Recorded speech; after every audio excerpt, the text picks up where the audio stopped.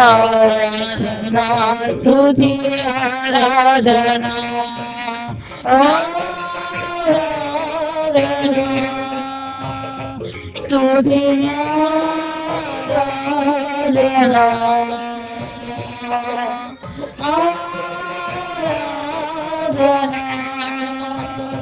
స్తుతి ఆరాధన ఆరాధన స్తుతి ఆరాధన ఆరాధన స్తుతి ఆరాధన ఆరాధన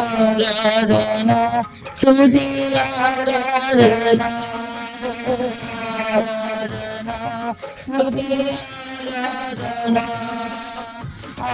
ఆరాధన స్తుతి ఆరాధన ఆరాధన స్తుతి ఆరాధన ఆరాధన స్తుతి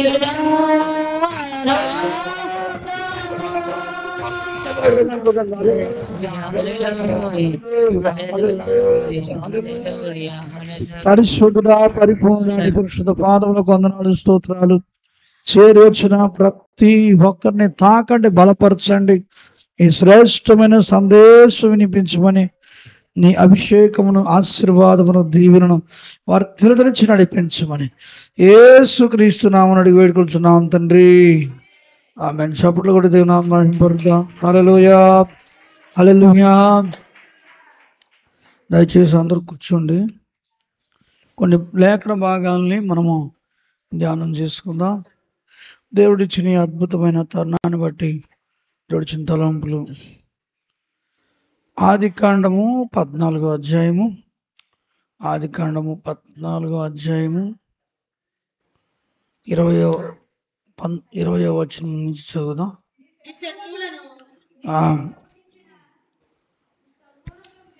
18 నుంచి చదువుదాం. మరియు షాలాము రాజైన మెలికేసెదకు రొట్టెను ద్రాక్షారసము తీసుకొని వచ్చాను. రొట్టెను ద్రాక్షారసమును తీసుకుని వచ్చాను. అతడు సర్వోన్నతుడగు దేవునికి యాజకుడు. సర్వోన్నతుడగు దేవుని యాజకుడు. అప్పుడతడు అబ్రాహామును ఆశీర్వదించి ఆకాశమునకు భూమికిని సృష్టికర్తయును సర్వోన్నతుడైన దేవుని వలన అబ్రహాము ఆశీర్వదించబడును గాక అనియు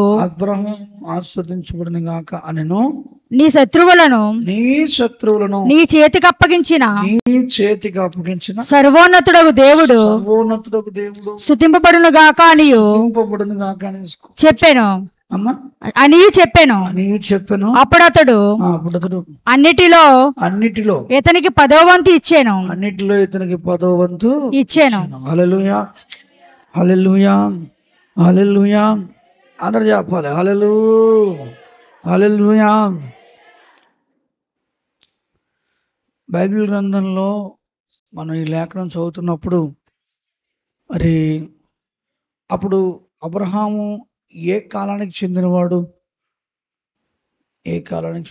బైబిల్లో మామూలుగా గ్రంథస్థంగా ఏంటిది?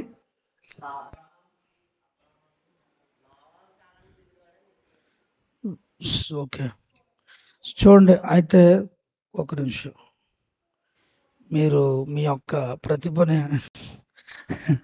బాగా కనపరిచేస్తున్నారు, కానీ వాస్తవంగా మీరు మీ యొక్క ప్రతిభ 3 రోజులు అలా ఆడించినటువంటి ఆ యొక్క ఆట వల్ల ఈరోజు టాలెంట్స్ బయటకు వస్తున్నాయి. హల్లెలూయా. కానీ నేను చెప్తుంది ఏంటంటే ఆ యాంగిల్లో కాదు, నా యాంగిల్లోకి రండి. హల్లెలూయా. సిలోయం ప్రార్థనా మందిరంలో ఉన్నారు మీరు. ఒకసారి కొట్టుకోండి, ఒకసారి చెప్తాను. ఎక్కడున్నారు మీరు? ఓకే, అదే ఓకే, రైట్. ఇప్పుడు ఈ సమయంలో దేవుని వాక్యాన్ని ధ్యానం చేసుకుంటున్నాం. బైబిల్ గ్రంథం అంతట్లో వినాలి. నా వైపు చూస్తూ చక్కగా వాక్యం వినాలి. బైబిల్ గ్రంథంలో చెప్పబడినటువంటి కాలాలు చెప్పాలని అంటే 3 కాలాలు మాత్రం బైబిల్ గ్రంథంలో గ్రంథస్థంగా చెప్పబడ్డాయి. ఎన్ని కాలాలు? 3 కాలాలు. అయితే ఏంటంటే ఆ, మొట్టమొదటిగా పితరుల యుగం, రెండవది ధర్మశాస్త్ర యుగం, మూడవది యుగం వచ్చాడు కృపాయుగం.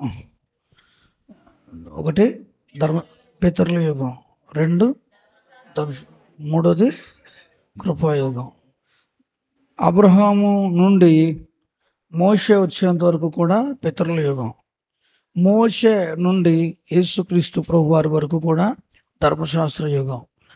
యేసుక్రీస్తు ప్రభు వారు వచ్చిన కాడి నుండి సంఘ నిర్మాణం, యేసయ్య రెండో రాకడ వరకు, అంటే ఇప్పుడు ప్రజెంట్ ఉన్నటువంటి ఆ యొక్క కాలం కృపాయుగం. ఏంటిది? ఓకే, అర్థమైందా? అయితే ఇప్పుడు ఈ సబ్జెక్ట్, ఇప్పుడు మనం చదువుతున్నటువంటి ఈ యొక్క మెల్కీసెదెక్ అనేటువంటి ఈ యొక్క సందర్భం, అబ్రహామును కలిసిన సందర్భం ఏ కాలానికి సంబంధించింది? ఇప్పుడు చెప్పండి. పితరుల యుగానికి సంబంధించింది. ఇక్కడ వారికి స్థిరమైన నివాసాలు లేవు, సంచార యాత్రికులుగా వాళ్ళు జీవించారు. హల్లెలూయా, హల్లెలూయా. వాళ్ళకి స్థిరమైన నివాసం లేదు వాళ్ళకి. మరి వాళ్ళకి ఎప్పుడు స్థిరమైన నివాసం ఏర్పడింది అని అంటే ధర్మశాస్త్ర యుగంలో వాళ్ళకి స్థిరమైన నివాసం ఏర్పడింది. హల్లెలూయా, హల్లెలూయా. దాంట్లో మనకి గ్రంథస్థంగా మనం చూస్తే మళ్ళీ 4 పాటల కింద విడగొట్టాల్సి వస్తుంది. గ్రంథాల పరంగా చూస్తే ఆ యొక్క ధర్మశాస్త్ర యుగాన్ని కూడా బైబిల్ ప్రకారంగా, బైబిల్ పుస్తకాల ఆధారంగా మనం ఆలోచన చేస్తే ధర్మశాస్త్ర పంచగ్రంథాలు, చరిత్ర పుస్తకాలు, పద్య గ్రంథాలు, అలాగే పెద్ద ప్రవక్తలు, చిన్న ప్రవక్తలు, మరి ఈ విధంగా ఆ కాలాలకు అనుగుణంగా మరి బైబిల్ గ్రంథాన్ని మనం విభజించుకుంటూ అర్థం చేసుకునే ప్రయత్నం చేయాలి. కానీ వాస్తవంగా బైబిల్ అందరికీ పట్టు ఏంటంటే, వాస్తవంగా చెప్పాలంటే ఒక ఆదికాండం నుండి మనం యోబు గ్రంథం వరకు, ఇంచుమించు యోబు గ్రంథం వరకు మనము యోబు గ్రంథం ప్లస్ దానియేలు గ్రంథం మొత్తం మనం చదివేసుకుంటే ఇంచుమించు మనకి బైబిల్ గ్రంథం చరిత్ర సౌండ్ క్లియరెన్స్ ఆ యొక్క తగ్గించేసారా? అదే, స్తోత్రం, హల్లెలూయా. ఆ యొక్క గ్రంథాలు ఎన్ని ఉన్నాయి చదవండి ఒకసారి. యెహోషువ గ్రంథం నుంచి మనకి యోబు గ్రంథం వరకు చదువుకో. లెక్క ఎట్టుకుంటే వెళ్ళండి ఒకసారి. ఇండెక్స్ తీయండి ఒకసారి. విషయ సూచిక బైబిల్ గ్రంథంలో ఇండెక్స్ తీసి యెహోషువ గ్రంథం నుంచి మీరు కౌంటింగ్ చేయండి. కౌంటింగ్ చేసి చెప్పండి. నాకు తెలుసు కదా ఎన్ని, మరి నాకు మీరు చెప్తారంటే చదివి కౌంటింగ్ చేసి చెప్పండి. అదే ఎస్తేర్, యోబు గ్రంథం వరకు కౌంట్ చేయాలి. 13 గ్రంథాలు. ఈ 13 గ్రంథాలు పైన 5 గ్రంథాలు, 18 గ్రంథాలు కనుక మీకు అర్థమైపోతే దాదాపుగా బైబిల్ పాత నిబంధన అంతా పట్టులో ఉన్నట్టు లెక్క. ఆ తర్వాత వచ్చేవన్నీ కూడా ఈ గ్రంథాల తాలూకా కాలాల్లో రాయబడిన గ్రంథాలు అవి. అంటే ఇవి యెహోషువ గ్రంథం మొదలుకొని మరి ఎస్తేరు కాలం వరకు ఉన్నటువంటి దాని తాలూకా కాలంలో రాయబడిన. ఉదాహరణకి చెప్పుకోవాలంటే యెషయా గ్రంథం ఉందనుకోండి, మీరు తీయండి, మీకు ఎగ్జాంపుల్ అర్థమవుతుంది. యెషయా గ్రంథం తీయండి ఒకసారి, మొదటి అధ్యాయం చదవండి. యుజ్యా, యోతాము, ఆహాజు, హిజ్కియాను యూదా రాజుల గృహం దినములలో యూదాను గుర్చు, యెరూషలేమును ఆమోసు కుమారుడు యెషయాకు కలిగిన దర్శనం. మరి ఉజ్జియా, యోతాము, ఆహాజు, హిజ్కియా చరిత్రలు మనకు ఎక్కడ కనబడతాయి? మీరు రాజుల గ్రంథం, ఇంకా మరొక చోట ఎక్కడ కనబడతాయి? మళ్ళీ ఇంకో చోట కూడా కనబడతాయి, దినవృత్తాంతాలు. Very good. అంటే ఆ యొక్క గ్రంథాల కాలంలో ఆ రాజుల కాలాన్ని పరిగణలోకి తీసుకుని ఈ యొక్క గ్రంథాన్ని చదవాలి. అలాగే ఇప్పుడు ఇర్మియా గ్రంథం మొదటి అధ్యాయం తీయండి ఒకసారి. ఇర్మియా గ్రంథం మొదటి అధ్యాయం.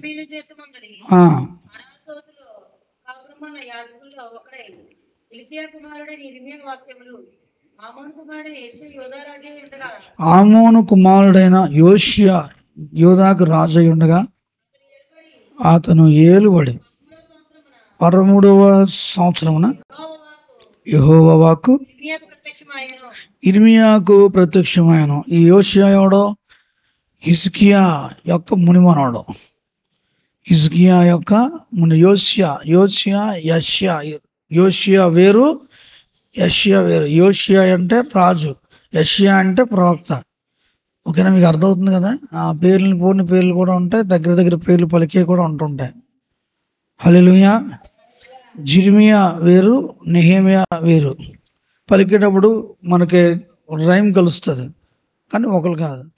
కొన్నిసార్లు ఒకే పేర్లు బైబిల్ గ్రంథంలో వస్తాయి.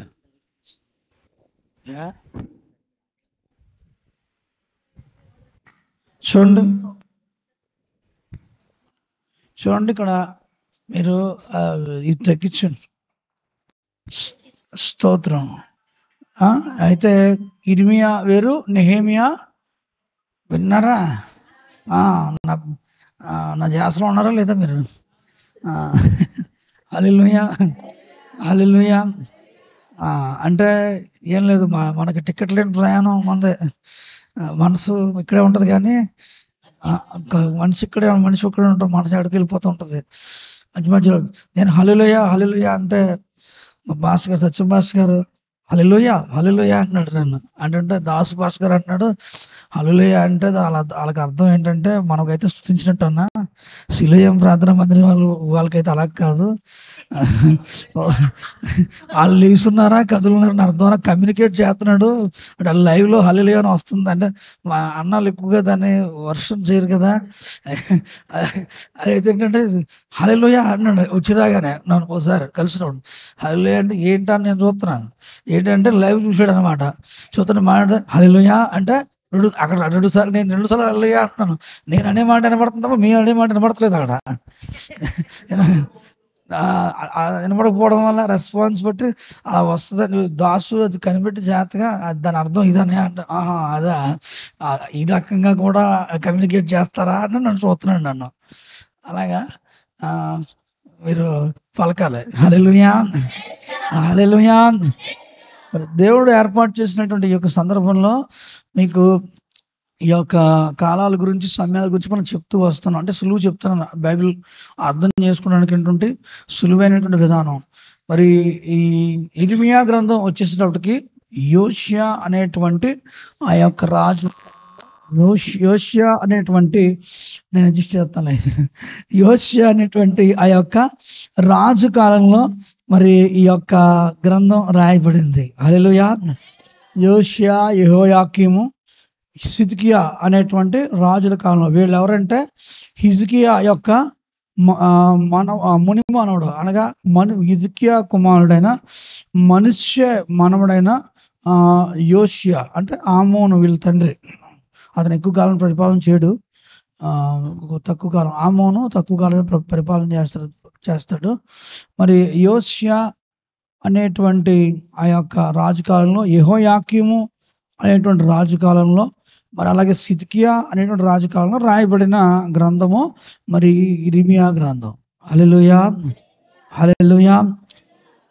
కాబట్టి అది మనం అర్థం చేసుకోవచ్చు, ఆ విధంగా మనము దాన్ని అర్థం చేసుకోవచ్చు. ఇంకా మీకు వివరంగా మరి బైబిల్ని అర్థం చేసుకునే పద్ధతి చెప్తున్నాను. యెజ్రా గ్రంథము 1వ అధ్యాయం.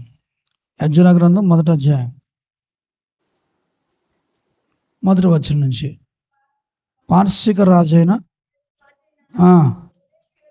కోరేషు ఏలుబడిలో మొదటి సంవత్సరం ఇర్మియా ద్వారా పలకబడిన తన వాక్యమును నెరవేర్చుటకై యెహోవా పార్శిక దేశపు రాజైన కోరేషు మనసును ప్రేరేపించగా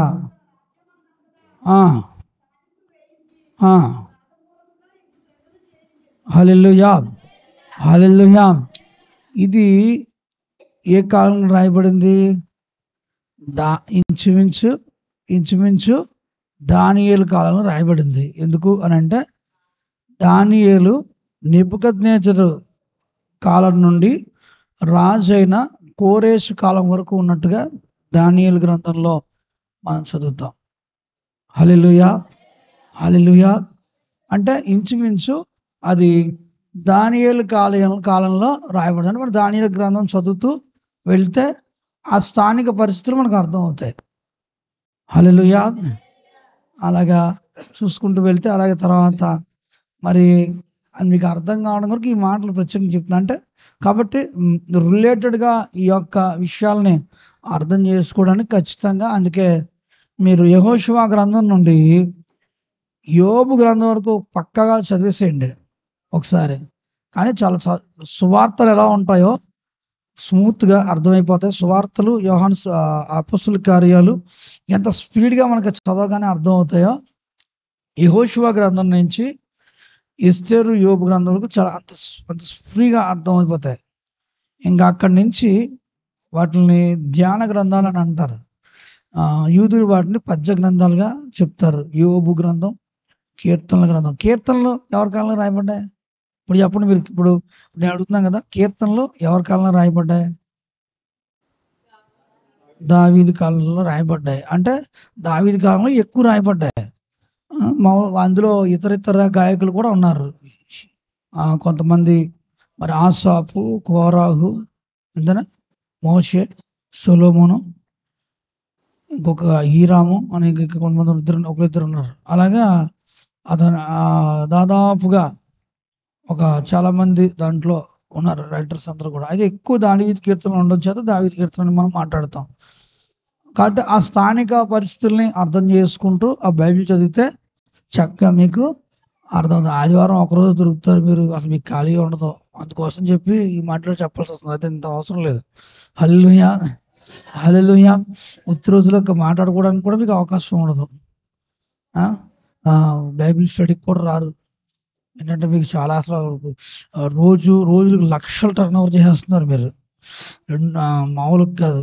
మీ ద్వారా లక్షల మంది జీవనోపాధి చేయడం చేత వాళ్ళందరినీ పోషిస్తున్న చేత మీకు అసలు ఖాళీ ఉండలేదు. ఇసుకెత్తే రాళ్ళంత డబ్బు సంపాదించేస్తున్నారు మీరు. అందువల్ల ఏంటంటే మీకు అస్సలు ఖాళీ ఉండదు బైబిల్ స్టడీకి రావడానికి. కాబట్టి మరి ఏం చేస్తాం, దొరికినప్పుడే తోమాలి. అందువల్ల నాకు దొరికినప్పుడే ఏదో విధంగా మీకు 4 మాటలు చెప్పాలి. కాబట్టి నా బాధ్యత కదా, మీకు మళ్ళీ చెప్పలేదంటే కుదరదు, మీకు అర్థం కాదని చెప్తున్నాను. హల్లెలూయా, హల్లెలూయా. ఇక్కడ చూడండి, మరి అంటే కాలాల గురించి చెప్పడం వరకు ఇవన్నీ చెప్తా వచ్చాను. కాలాలు 3 కాలాలుగా చెప్పడం జరుగుతుంది. చాలా మంది చాలా రకాలుగా వాక్యానుసారంగా సాదృశ్య రూపంగా కొన్ని విషయాలు చెప్తారు. అయితే ఆ దినానికి సరిపోయే విధంగా చెప్తారు. దాన్ని పరిగణ పర్మనెంట్ వే అయితే ఇది. పర్మనెంట్ వే అయితే ఇది. కాలాలు 3 కాలాలుగా ఉన్నాయి. ఒకటి పితృయుగం, 2 ధర్మశాస్త్ర యుగం, 3వది కృపాయుగం. పితృయుగం అంటే ఆది కాండం మొదలుకొని, అదే ఆదాము మొదలుకొని మోషే వరకు పితృయుగం అంటారు. మోషే నుండి మరి మలాకి వరకు, అనగా నిర్గమకాండం నుండి మలాకి వరకు ధర్మశాస్త్ర కాలం. తర్వాత మత్తయి సువార్త నుంచి నేటి కాలం వరకు కూడా మరి అది కృపాయుగంగానే పిలువబడతా ఉంటుంది. హల్లెలూయా. అయితే మత్తయి సువార్త నుండి మలాకి నుండి మత్తయి సువార్త వరకు ఒక కాలం ఉంది, శూన్యకాలం అంటారు దాన్ని. ఆ కాలంలో మీకు బైబిల్ పండితులు చెప్తా ఉంటారు. అందులో సీనియర్ బైబిల్ చదువుకోవాలి ఉన్నారు కాబట్టి చెప్తున్నాను. మరి శూన్యకాలం, ఆ సమయంలో దేవుడు ఎవరితో మాట్లాడలేదు, ఒక ప్రవక్త కూడా లేడు ఆ కాలంలో. మరి ఆ కాలం దాదాపు 400 సంవత్సరాలు. మలాకీకి మత్తయి సువార్తకి మధ్య కాలం 400 సంవత్సరాలు. ఆ కాలంలో ఏ ఒక్క ప్రవక్త లేడు. హల్లెలూయా. అయితే ఈ యొక్క పితరుల కాలంలోనే మొదలైంది ఈ దశమ భాగం ఇవ్వడం. హల్లెలూయా, హల్లెలూయా. ఆత్మ సంబంధంగా ఆరాధించేవాడు ఖచ్చితంగా ఆరాధనతో పాటు, ఆరాధనా భావంతో పాటు ఆటోమేటిక్గా అర్పణ కూడా తీస్తాడు. హల్లెలూయా. ఆరాధనని అర్పణని వేరు చేస్తే అర్థాలు మారిపోతాయి. హల్లెలూయా, హల్లెలూయా. అందుకనే ప్రేమ ఉంటే కలిసి భోజనం చేస్తావు. ప్రేమ లేకపోతే ఎడంగా ఉంటే విరోధంగా ఉంటాం, అంతే కదా. కలిసి భోజనం చేయడానికి ప్రేమ ఉండడానికి మధ్య సంబంధం ఈ రెండు విడదీయడానికి వీల్లేదు. విడదీస్తే అది యాంత్రికం, అవసరానికి వాడుకోవడం అవుతుంది. ఒక ఈ రెండు కనుక విడదీస్తే, ఇప్పుడు ప్రేమకు వచ్చి కలిసి భోజనం చేస్తున్నాం, ప్రేమ లేకపోయినా సరే భోజనం చేస్తున్నాం కలిసి, దాని అర్థం ఏంటి? ఏదో అవసరం ఉంది. విన్నారే, ప్రేమ లేకపోయినా కూడా ఇద్దరు కలిసి భోజనం చేస్తున్నారు, దాని అర్థం ఏంటి? అవసరం ఉంది, వాళ్ళతో అవసరం ఉంది కాబట్టి తప్పదు. కాబట్టి సచ్చినోడి పిల్లకి వచ్చిందే కట్నం అని, మనం దొరికిపోయామని తప్పదని ఏదో విధంగా ఆ యొక్క విధానాన్ని చేస్తూ ఉంటారు. వెనకాల ఎవరా మాట్లాడుతున్నటువంటి ప్రభుత్వాలు కాదు, పెద్దోళ్ళు శబ్దం పడుతుంది నాకు. బుజ్జిబాబు మాట్లాడు. అగో మరి బుజ్జి, మనం ఇద్దరు కలిసి భోజనం చేస్తున్నారంటే ప్రేమ ఉన్నట్టుగా మనం అది ఆ ఉదాహరణ తీసుకున్నాం. మరి ఒకవేళ వాళ్ళిద్దరి మధ్య ప్రేమ లేకపోయినప్పటికీ కూడా కలిసి భోజనం చేస్తున్నారంటే దాని అర్థం ఏంటి? కలిసి ఉన్నారంటే డిస్కషన్, ఏదో అవసరం ఉంది కాబట్టి మరి వాళ్ళు కలిసి భోజనం చేస్తారు, కలిసి ఉంటున్నారు. మరి ఈ రోజుల్లో ఒకవేళ కనుక ఆరాధన అనేటువంటి భావన లేకుండా నువ్వు అర్పణ అర్పిస్తే అవసరానికి వాడుకుంటున్నావు అని అర్థం, వ్యాపార దృష్టితో చేస్తామని అర్థం. అది దేవుడి పని కూడా వ్యాపారంగా చేస్తుంది. కానీ మరి ఆ విధమైనటువంటి విధానం ఉండకూడదని ఆది కాలంలోనే, ధర్మశాస్త్రానికి క్రితమే దేవుడు మరి ఆ యొక్క ఈ ఆరాధన పద్ధతిని స్టార్ట్ చేశాడు. హల్లెలూయా అని మనం అనుకుంటాం, కానీ వాస్తవానికి ఆ విధంగా జరగలేదు. ఎలా జరిగిందని అంటే, ఆత్మలో ప్రేరేపణ చేత, కృతజ్ఞతా భావం చేత భక్తులే దేవునికి అర్పణలు తీసుకొచ్చి అర్పించేవారు. హల్లెలూయా హల్లెలూయా. ఆత్మ సంబంధంగా, ఎందుకంటే దేవుని హృదయం తెలిసిన వాళ్ళు కాబట్టి, దేవుని మనసు ఎరిగి వాళ్ళు ఆరాధన చేసేవారు కాబట్టి, వాళ్ళు దేవుని వారి హృదయాంతరాల్లో వెతికేవారు కాబట్టి, వారు దేవుని ఎలా ఆరాధించాలో మరొకరు చెప్పాల్సిన పని లేదు. వాళ్ళకి చెప్పక్కర లేకుండానే మరి వాళ్ళు దహన బలులు అర్పించేవారు, బలిపీఠాలు కట్టేవారు. మరి వాళ్ళకి అలా చేయమని ఎవరు చెప్పలేదు, వాళ్ళంతా వాళ్ళే ఆ యొక్క అర్పణల్ని వాళ్ళు అర్పిస్తూ ఉండేవారు. అయితే ఒక మాట మాత్రం మీకు జ్ఞాపకం చేస్తున్నాను. అలాంటి దినాల్లో సైతం మరి అబ్రహాము ఆరాధించే వేళ ఇక్కడ మరి అర్పణ కూడా తీస్తున్నాడు. ప్రేమకు గుర్తుగా ఇది జరుగుతోంది. దీన్ని మరి కోడిగుడ్డు కేకలు లాగినట్టుగా చాలా మంది చాలా రకాలుగా చేస్తూ ఉంటారు. కొంతకాలం అసలు కొత్త నిబంధనలో అసలు అర్పణ అర్పించమని చెప్పలేదు దేవుడు, దశమ భాగమే తీయమని చెప్పలేదు, బోధ కూడా లేచింది. కానీ అన్నిటికీ కూడా చక్కటి జవాబుగా మరి ఆది కాలంలోనే ఇది అబ్రహాము మరి చేశాడు. తర్వాత ధర్మశాస్త్ర యుగంలో దేవుడు లేవీలు పరిచయ నిమిత్తం ఆ దశమ భాగాన్ని ఉపయోగించినట్లుగా ఇశ్రాయేలీయులకి దేవుడు ఆజ్ఞాపించాడు. హల్లెలూయా. మరి లేవీలకి నాయకులుగా ఉన్న అహరోను అనేటువంటి వారికి బలి అర్పణలో మిగులు భాగాన్ని, మరి నైవేద్యంలో ప్రథమ ఫలాలని మరి అహరోనుకి ఇవ్వడం జరిగింది. మరి పంటల్లో దశమ భాగాన్ని లేవీలకి ఇవ్వడం జరిగింది. హల్లెలూయా. ఇశ్రాయేలీయులు 2 రకాల అర్పణలు తీసేవారు. దాన్ని మామూలుగా చెప్పాలంటే చర్చి డెవలప్మెంట్ ఫండ్ ఒకటి, పాస్టర్ గారికి ఇవ్వాల్సిన ఆ యొక్క ఫండ్ ఒకటి, 2 రకాల అర్పణలు వాళ్ళు తీస్తూ ఉంటారు. పాస్టర్ గారు అని అంటే పరిచయం చేసేవారు, లేవీలు వాళ్ళకి దశమ భాగాలు ఇచ్చేవారు. చర్చి డెవలప్మెంట్ ఫండింగ్ అని అంటే దహన బలులు, మరి పాప పరిహారార్థ బలు, అదే అపరాధ పరిహారార్థ బలు, ప్రథమ ఫలాలు, పంటలు ప్రథమ ఫలము వంటివన్నీ కూడా అర్పణలు అర్పించే వేళ అది అహరోనుకి చెందుతుంది. అంతేకాకుండా ఈ లేవీలు దాంట్లోంచి లేవీలు ఇచ్చిన దశమ భాగంలోంచి దశమ భాగం అహరోనుకి ఇవ్వాలి. అలాగా మరి చర్చ్ డెవలప్మెంట్కి ఆ విధంగా మరి వాళ్ళ ఫండింగ్ ఆ విధంగా అర్పణలు అర్పిస్తారు. అందుకే 2 టైప్స్ తీసుకుంటే 23% తీస్తారట, 23.5% తీస్తారట. అదేంటంటే 20% ఏమో 10% ఏమో యాజకులకి ఇస్తారు, అంటే అక్కడ లేవీలకి ఇస్తారు. 10% ఏమో టెంపుల్ డెవలప్మెంట్కి ఇస్తారు.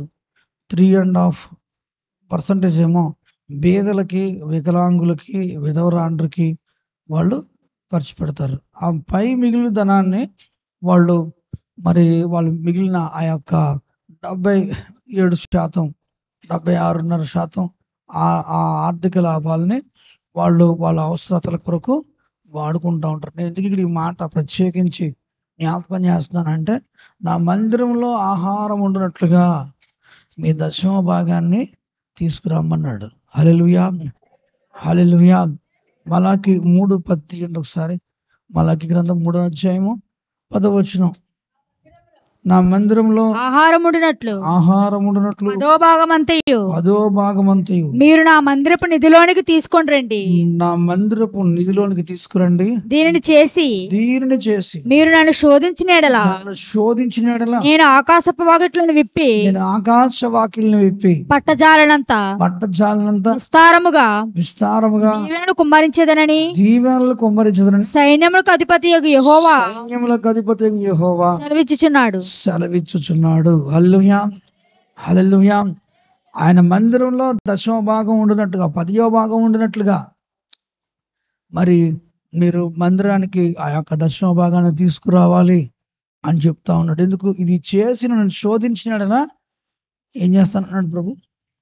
చెప్పండి.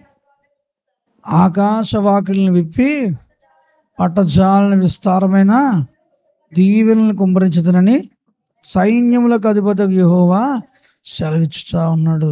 ఇంకా సామెతల గ్రంథం 3వ అధ్యాయం 9-10 వచనాలు కూడా చదువుదాం. సామెతల గ్రంథం 3వ అధ్యాయం 9-10 వచనాలు.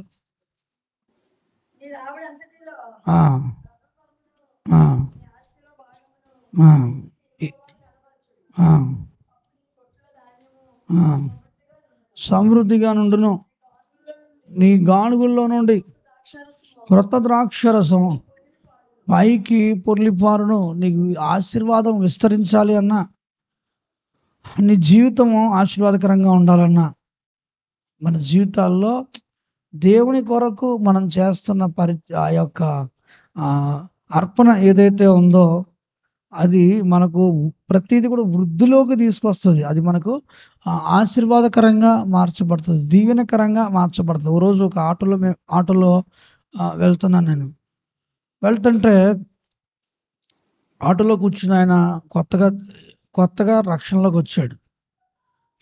కొత్తగా రక్షణలోకి వచ్చి అతను చక్కగా ఆత్మీయంగా ముందుకు వెళ్తున్నాడు. అయితే నాకు అనిపించిందట ఏంటంటే, శామ్యుయల్ పట్ట మినిస్ట్రీస్ వాళ్ళు వాక్యం వింటూ ఉన్నాడట. వాళ్ళు విత్తడం గురించి ఎక్కువ చెప్తూ ఉంటారు. విత్తనాలు దేవుని కొరకు మనము మరి ఎంతైతే విత్తుతామో అంత 100 రెట్లు పంట కోస్తామని దేవుని గురించి చెప్తున్నారు. విత్తుట కోయట అనే దాని గురించి చెప్తున్నారట. ఎందుకో ఈయన మందిరంలోకి వెళ్ళాడట, ఏదో విషయంగా ప్రార్థన చేసుకోవడానికి వెళ్తే తనకే వాక్యం జ్ఞాపకం వచ్చిందట. మందిరంలో ప్రార్థన చేస్తున్నాడు, బలిపీఠం దగ్గర ప్రార్థన చేసుకుని తన ఆటో ఎక్కి వెళ్తున్న సందర్భంలో ఏమని జ్ఞాపకం వచ్చిందంటే, దైవజనులు ఇలా చెప్తున్నాడు, విత్తటం కోయటం అన్నాడు. అసలు అది నిజమేనంటావా, అది నిజమేనంటావా అని తనకు ఆలోచన కలిగిందంట. ఆలోచన కలిగి మనం పరీక్షించుకుందాం, ఒకసారి చూద్దాం దైవజనుడు చెప్పిన మాట మరి సరైందా కాదా అని తాను పరీక్షించుకుందాం అని ఆలోచన కలిగి ఉండి తనకి ఆటోకి బ్యాటరీ మార్చాలట. ఏం మార్చాలి బ్యాటరీ. వీడు ఒకటే స్పందించాడు, మా ఊరు ఒకటే, మిగిలిన వాళ్ళు ఎవరో. హలో బ్రదర్స్, ఏం మార్చాలంటున్నాడు? వీళ్ళ బ్యాటరీ మార్చాలేమో. మాట్లాడండి, ఏంటి మాట్లాడలేదు? మీకు కూడా బ్యాటరీలు మార్చాలా ఇప్పుడు? హల్లెలూయా, హల్లెలూయా. దేవుడు ఇచ్చినటువంటి ఆ యొక్క విధానం ఆ 3 రోజులు అరుత్వం వలన ఈ అలవాటు అయిపోయింది వీళ్ళకి. హల్లెలూయా, హల్లెలూయా. మరి ఈ యొక్క విధానంలో మరి ఆ బ్యాటరీ మార్చాలని ఇతనికి ఆలోచన కలిగితే, సరే ఇలా కాదు, బ్యాటరీ 2000 అట. 2000 అయితే, ప్రభా నాకు 2000 రూపాయలు కావాలి, నేను 200 రూపాయలు అంటే మామూలుగా అతను అలా అనుకున్నాడు. మరి ఆత్మీయంగా అప్పుడప్పుడు అడుగులు వేస్తున్నాడు కదా, ఎవరు అలా మాట్లాడకూడదు. కానీ మరి తనకు ఉన్నటువంటి ఆ పరిస్థితి బట్టి అది నిజమా కాదా అని పరీక్షించడం కోసం అలా చేశానని చెప్పుకొచ్చాడు.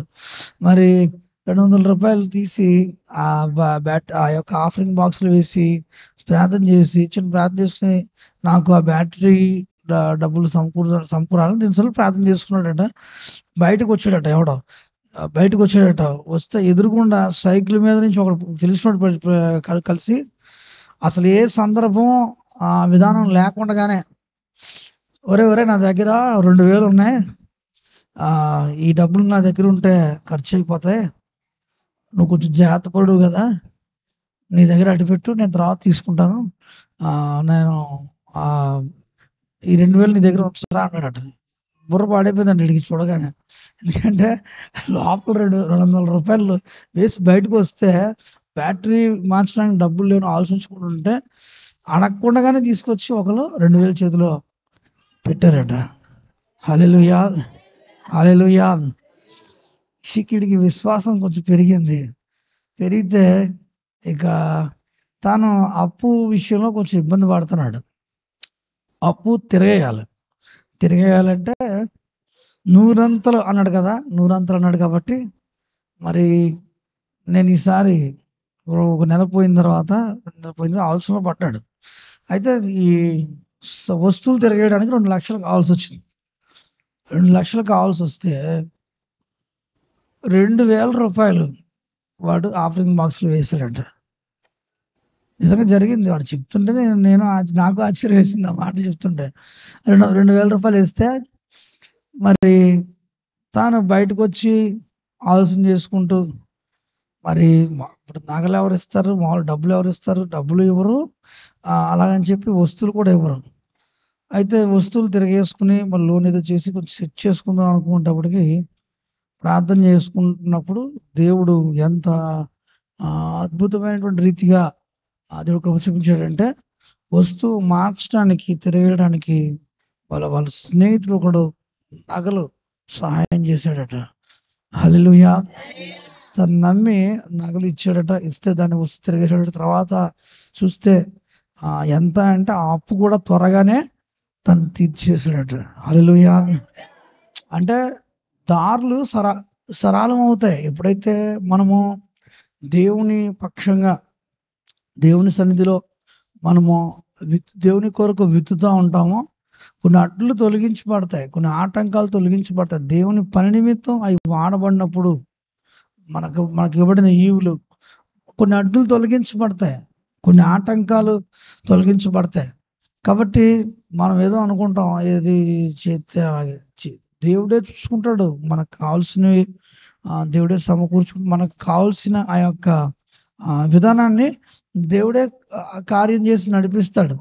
కొంతమంది ఏం చేస్తారు, పట్టుకుని అలా కూర్చుంటారు. పట్టుకుని కూర్చుంటే అలా కూర్చుంటే నువ్వు అలాగే ఉండిపోతావు. మరి దాంట్లో ఏమాత్రం అభివృద్ధి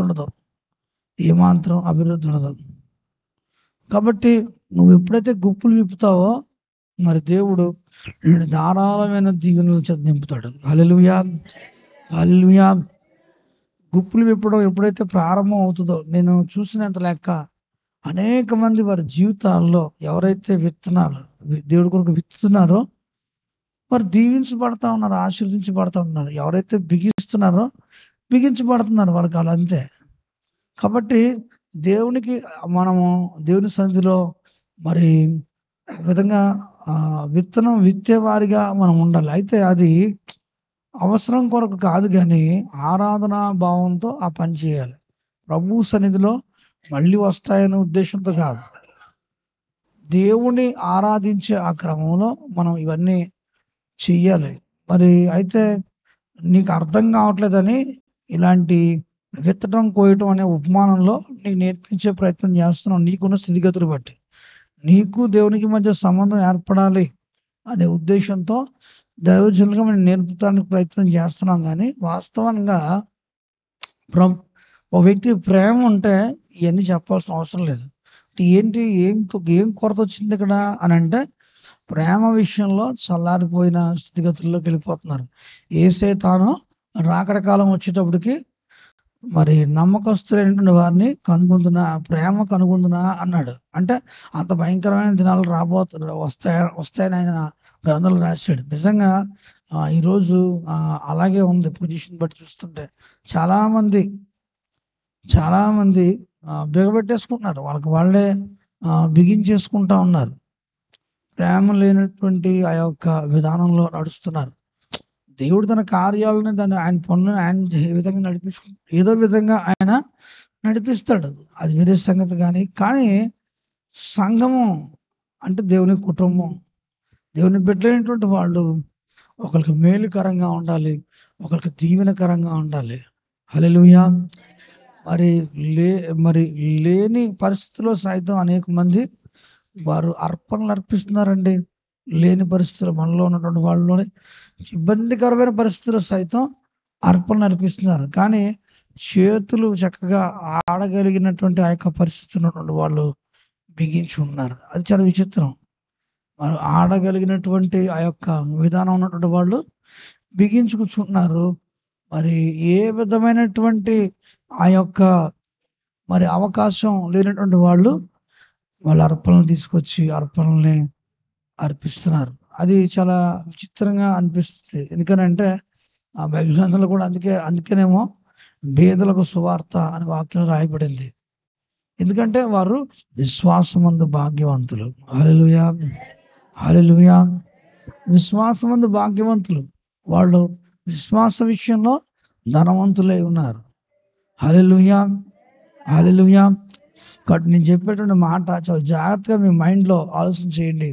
మరి దేవుని సన్నిధిలో ఆయన ఆరాధించే వేళ ఖచ్చితంగా సరైన ఆరాధన చేసే వ్యక్తివి అయితే మాత్రం ఖచ్చితంగా నీ ఫలం ఖచ్చితంగా కనబడుతుంది, నీ ప్రేమ కనబడుతుంది. మంచి ప్రేమ ఉంటే మంచి మాటలు ఎలా వస్తాయో, మంచి పనులు ఎలా అయితే వస్తాయో, దేవుని సన్నిధిలో నిజంగా ఆరాధించే వాళ్ళు అర్పణ చేత పట్టుకోకుండా మందిరానికి రారు. అర్పణ చేత పట్టుకోకుండా మందిరానికి రారు. ఆరాధించే వాళ్ళు బైబిల్ చేత పట్టుకుని రాకుండా మందిరానికి రారు. హల్లెలూయా. మొదట ఆరాధన చేసే వాళ్ళకు ఉండాల్సిన అర్హతలు ఏంటంటే, మామూలుగా చెప్పాలంటే మరి దేవుణ్ణి ప్రేమించే మనసు ఉందనుకోండి, బైబిల్ ఉంటుంది. ఈ బైబిల్ ఎంతది తెలుసా మీకు? 1300. అంటే దాన్ని నాకు ఎందుకు ఈ మాట చెప్తున్నా అంటే, చిన్న బైబిల్ కనబడుతుంది కదా, ఇది ఇంకా చాలా తక్కువ ఉంటారని చెప్తున్నాను. అంటే సింపుల్గా భాస్కర్ పెట్టి ఇంటికి వచ్చేస్తున్నాడు, చిన్న బైబిల్ ఒక 100 రూపాయలు కొనేసుకుని అనుకుంటారేమో అని ఈ మాటలు చెప్తున్నాను అనమాట. అంటే దాని యొక్క విధానం, దాని యొక్క పద్ధతి, మరి వాస్తవంగా ఈ టైప్ ఆఫ్ బైబిల్స్ కోసం చాలా కాలం వెతికాను నేను. ఈ ప్రింట్, ఈ టైప్ అనేది మరి చాలా అంత కాస్ట్ అంటే నేను చాలా చాలా కంగారు పడిన సందర్భం ఉంది. కానీ అయినా సరే ఏదో విధంగా కొనాలి ఇది అని చెప్పి ప్రత్యేకించి కొని పెట్టుకున్నాను. ఎందుకని అంటే బైబిల్ని మనం మోస్తే దేవుడు మనల్ని మోస్తాడు. అది మనల్ని మోస్తుంది. ఎప్పుడు ఇది మనకి గుండె దగ్గరగా ఉందనుకో చాలా ధైర్యంగా ఉంటుంది. హల్లెలూయా, హల్లెలూయా. అంటే ఏంటంటే వాక్యం దగ్గర ఉన్నట్టు నీ హ్యాండ్ బ్యాగ్లో ఖచ్చితంగా బైబిల్ ఉండాలి. ఇప్పుడు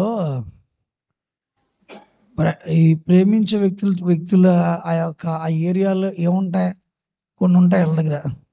ఏం చెప్పండి అంటే లవ్ లెటర్, ఫోటోలు ఉంటాయి, లవ్ లెటర్లు ఉంటాయి, చాటింగ్స్ ఉంటాయి కదా, సిగ్నల్స్ అనమాట. మేకప్ వేరుంటుంది వాళ్ళకి కదా, డ్రెస్సింగ్ వేరుంటుంది కదా, సిగ్నల్స్ ఉంటాయి. ఎందుకని వాళ్ళు వెళ్ళే వేకి తగ్గట్టుగా వాళ్ళ యొక్క పెర్ఫార్మెన్స్ ఉంటుందా ఉండదా? అంటే మీరు అలా ఉంటున్నారని కాదు, లేదా ఎవరో ఉన్నారని కాదు. అంటే ఇక్కడ ఏంటంటే వాళ్ళ పెర్ఫార్మెన్స్ ఎలా ఉంటుందో ఆ ప్రకారంగానే వాళ్ళు ప్రిపేర్ అయి ఉంటారు. రైతు అనుకోండి, రైతు కట్టుకునే ఆ యొక్క వస్త్రధారణ, అది ప్యాంట్ షర్ట్ ఉండదు, జీన్స్ ప్యాంట్ టీ షర్ట్ కట్టడాడు, కడితే ఏమవుతుంది, వాసిపోతుంది. అవునా కదా? ఎండకి తగ్గట్టుగా ఆ డ్రెస్సింగ్ ఉంటుంది. అలాగే తలకి ఆ గుడ్డు ఉంటుంది. ఎందుకు? ఆ ఎండ గీర తగలకుండా అలాంటి పెర్ఫార్మెన్స్ ఆ యొక్క వస్త్రాలలో సెట్ చేసుకుంటారు. ఆ విధంగా మనకేంటంటే అవి మాస్క్ లాగా అనిపిస్తుంది, కానీ ఆ టైప్ వస్త్రధారణ లేకపోతే ఆ వర్క్ చేయలేరు. అట్లాగా వాళ్ళ వస్త్రధారణ, వాళ్ళ తాలూకా పెర్ఫార్మెన్స్, దానికి తనక పంచకట్టు కావచ్చు, లేకపోతే వాళ్ళు వాడుకునే బనీన్లు కావచ్చు, అవన్నీ గాలి తగిలేలాగా వాళ్ళు సెట్ చేసుకుంటారు. వడ్రంగి పని చేసే వాళ్ళు కావచ్చు, తాబీ పని చేసే వాళ్ళు కావచ్చు, వాళ్ళ వస్త్రధారణ అంతా కూడా ఆ పని చేసి ఆ డ్యూటీలోకి వచ్చినప్పుడు వాళ్ళు అలాగే చేయాలి, లేకపోతే చెరువైపోతాడు. కాబట్టి ఆ విధంగా అనమాట. మరి అలాగే ఆ యొక్క క్రైస్తవుడిగా ఉన్నటువంటి నీవు ఒకటి దేవుణ్ణి ప్రేమించే హృదయం కలిగిన వ్యక్తిగా ఉండాలి. ఆయన ఆరాధించే వ్యక్తి, ఆయన్ని గుర్తించే వ్యక్తిగా ఉండాలి. ఆయన గుర్తించేవాడు ఎలా ఉంటాడు? భయభక్తులు కలిగి మందిరంలో కూర్చునేటప్పుడు కూడా ఓ పద్ధతి ప్రకారం కూర్చుంటాడు. కాళ్ళు చాపుకుని ఎలా పడితే అలాగా కూర్చుంటాం, లేదా ఇతర కుర్చీల మీద కాళ్ళు పెట్టి కూర్చుంటాం, లేకపోతే తల పైకెత్తి ఎటో అన్నట్టుగా పెద్ద లాడ్ లాగా కూర్చుంటాం, లేకపోతే సేవల్లా పడుకుని పోవడం, అలాగా ఉండరు. దేవుణ్ణి ప్రేమించేటువంటి ఆ యొక్క వ్యక్తులు ఎప్పుడైనా ఇప్పుడు బలహీనతో పడుకున్నారంటే అది వేరే సంగతులండి. ఇప్పుడు ఎవరికైనా కొంచెం బాగాలేకపోతే అది వేరే సంగతి. అంటే ఆ యొక్క ఫీల్డ్ రారు, కూర్చొని నిర్లక్ష్యంగా కూర్చోరు, ఎరగ తీసుకుని నిర్లక్ష్యంగా కూర్చోరు. ఒక అటెన్షన్తో ఇప్పుడు జెండా ఎగరేస్తూ ఉంటారు, తెలుసా మీకు? అటెన్షన్, స్టాండర్డిస్ అటెన్షన్ అంటూ ఉంటాడు. ఎందుకంటాడు అనేది అర్థమయ్యేది కాదు నాకు ఫస్ట్. కానీ ఒక టైం వచ్చిన తర్వాత ఆ జెండాకి ఇవ్వాల్సిన ఆ గౌరవం గురించి పిల్లలకి అలా నేర్పేవారు ఆ స్కూల్లో ప్లెడ్జ్ చెప్పేటప్పుడు గట్రా. మరి ఏంటంటే దానికి చూపించాల్సిన, దేశానికి చూపించాల్సిన గౌరవం అంటే అటెన్షన్గా ఉండాలి. అటెన్షన్గా ఉండి మనము ఆ యొక్క ప్లెడ్జ్ చెప్పాలి, ఆ యొక్క ప్రతిజ్ఞ చెప్పాలి. ఒక అంటే మైండ్ని కొంచెం ఫ్రెష్ అప్ చేయడానికి, మరి మైండ్ని సెట్ చేయడానికి ఆ విధంగా వాళ్ళు చేసేవారు. మరి అలాంటి సెట్టింగ్స్ ట్రైన్ చేయలేకపోతున్నాం, ఎందుకంటే మీరు అలాగే సెట్ చేసుకుని వస్తారని నమ్మకం మాకు. హల్లెలూయా. మీరేం చేస్తున్నారు? రాత్రి అంతా 2 గంటల దాకా శుభ్రంగా తన్నుకుని, కిట్టుకుని, కొట్టుకుని 2 గంటలకు పడుకుని డాముని 6 గంటలకు లేచి 5:30 గంటలకు లేచి 5 గంటలకి ప్రార్థన ఉంటుంది కాబట్టి అక్కడ ప్రార్థనలో ఏదో విధంగా కళ్ళు మూసో కళ్ళు తెరిసో ప్రార్థనలో కూర్చొని మళ్ళీ పడుకుని పోయి, మళ్ళీ అక్కడ సాలదన్నట్టుగా మళ్ళీ పనిలోకి వెళ్ళిపోయిన తర్వాత మళ్ళీ ఇక్కడికి వచ్చి ఇక్కడ కూర్చున్నాక బాగా బాడీ ఆడిన తర్వాత ఇక్కడ కూర్చున్నాక వచ్చి అలా నెమ్మది కూర్చుంటే నిద్ర వస్తుంది, ఆటోమేటిక్గా ఎవరికైనా వస్తుంది నిద్ర. కాబట్టి మీరు గుర్తుపెట్టుకోండి, ఈసారి శనివారం వస్తుందంటే దైవజనులుగా మేము ఉపవాసం ఉంటాం. శనివారం వస్తుందంటే మీరు కూడా ఓ ఉపవాసం పాటించాలి. అదేంటంటే మీ చేతి పనుల తీవ్రతని కాస్త తగ్గించుకోవాలి. మరి తగ్గించుకుని ఆరాధనకు వచ్చేటప్పుడు కొంచెం అటెన్షన్తో ఉండేలాగా మరి కొద్దిగా, అందుకే అమెరికా దేశంలో 2 రోజులు సెలవులట, శనివారం ఆదివారం ఉన్నాయి. ఇప్పుడు ఉన్నదో లేదో తెలీదు. ఒకప్పుడు మాత్రం వీకెండ్లో 2 రోజులు సెలవు ఉండేయట. ఒకటేమో శనివారం వాళ్ళ సెలవు, ఆదివారం ఏమో దేవుడు గ్రంథం ప్రకారం ఇచ్చిన సెలవు అనమాట. అలా మీరు ఏంటంటే ఒక దినం ముందు నుంచి సిద్ధపాటు అయ్యి వస్తే బాగుంటుంది. అప్పుడు చక్కగా మీరు మీకు కామెంట్స్ పడవు, చక్కగా నీట్గా మీరు మంచి అద్భుతమైనటువంటి స్పందన ఇవ్వగలుగుతారు. మరి అది ఖచ్చితంగా గుర్తుపెట్టుకోవాల్సిన ఒక విషయం ఆరాధనకు వచ్చేవాళ్ళు. ఇంకొక మాట ఏంటంటే దేవుని ప్రేమించేవారిగా, దేవుని గుర్తించేవారిగా ఉండాలి. దేవుని గుర్తించేవాడిగా ఉంటే వాడి చేతిలో ఖచ్చితంగా బైబిల్ ఉంటుంది. హల్లెలూయా. బైబిల్తో పాటుగా మందిరానికి వచ్చినప్పుడు ఓ చిన్న ఏముంటుంది, కానుకుంటుంది. ఎవడు చెప్పేస్తాను ఇక్కడ ఏముంటుంది, ఆరాధన కొరకు వచ్చేవాళ్ళు అర్పణ చేతబట్టుకుని వస్తారు, ఒట్టి చేతులతో రారు. హల్లెలూయా. ఒట్టి చేతులతో నువ్వు వస్తున్నావు అంటే నువ్వు కాన్షియస్లో లేవు పూర్తిగా. అంటే నీకు ఒక క్రమం లేదు, నీకు ఒక విధానం లేదు. నువ్వు ఆరాధనకి వస్తున్నావు కానీ ఏదో ఆరాధిస్తావు. ఏం ఆరాధిస్తావు? ఏమని ప్రేమ చూపుతావు? నీ ప్రేమకు గుర్తేంటి? సొలొమోను షాజహాన్ ప్రేమకు గుర్తు తాజ్మహల్ అట. మా భాస్కర్ అన్నాడు, దిక్కుమాలిన ప్రేమకి బోలని చిహ్నాలు ఉన్నాయి. మరి మరి మరి బోలని మరి నీ ప్రేమకు కూడా ఉండాలి కదా.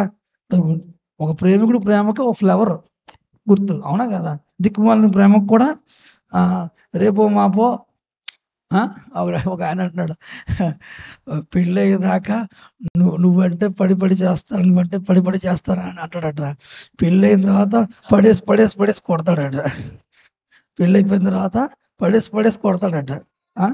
అలాగా సరే, కొట్టించుకున్నా తండించుకున్నా ఇద్దరు భార్య భర్తలు కాబట్టి వాళ్ళు గొడవ పక్కనెట్టండి. ఇప్పుడు మన గొడవ తీరుద్దాం.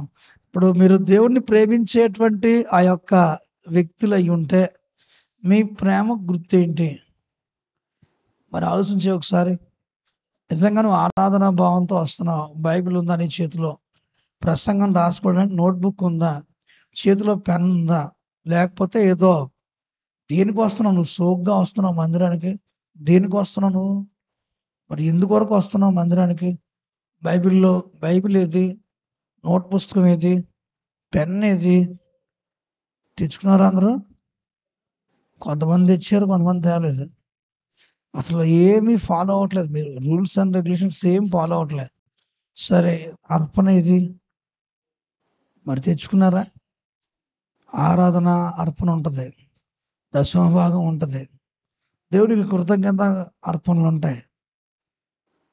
తెచ్చుకొస్తున్నావా నువ్వు? కొంతమంది పనిగట్టుకుని చిరిగిపోయిన నోట్లు వేస్తున్నారండి. పనిగట్టుకుని చిరిగిపోయిన నోట్లు. ఎందుకంటే బయట మారవు కదా, ఇక్కడైతే మారిపోతాయని ఒక రకం లాళ్ళు మారిపోతాయని. విచిత్రం ఏంటంటే అవన్నీ తీసి పక్కన పెడుతున్నాను. ఎప్పుడైనా చూపిస్తాను మీకు, ఎప్పుడైనా మీకు ఉపయోగపడుతుంది, మీ చేత మార్పిస్తాను, మీకు బాగా అర్థం అవుద్ది. అదేంటంటే ఒక విధంగా చిరిగిపోయిన నోట్లు, నా మారని నోట్లు జాయిగా తీసి ఇక్కడ వేస్తాం. అలా చేయకూడదు. దేవుని మందిరానికి శ్రేష్టమైన అర్పణలు మనం అర్పించాలి. అలాగే అసలు చిల్లర వాడుతున్నామండి మనం. మీకు ఎలా వస్తుందో నాకు అర్థం కావట్లేదు.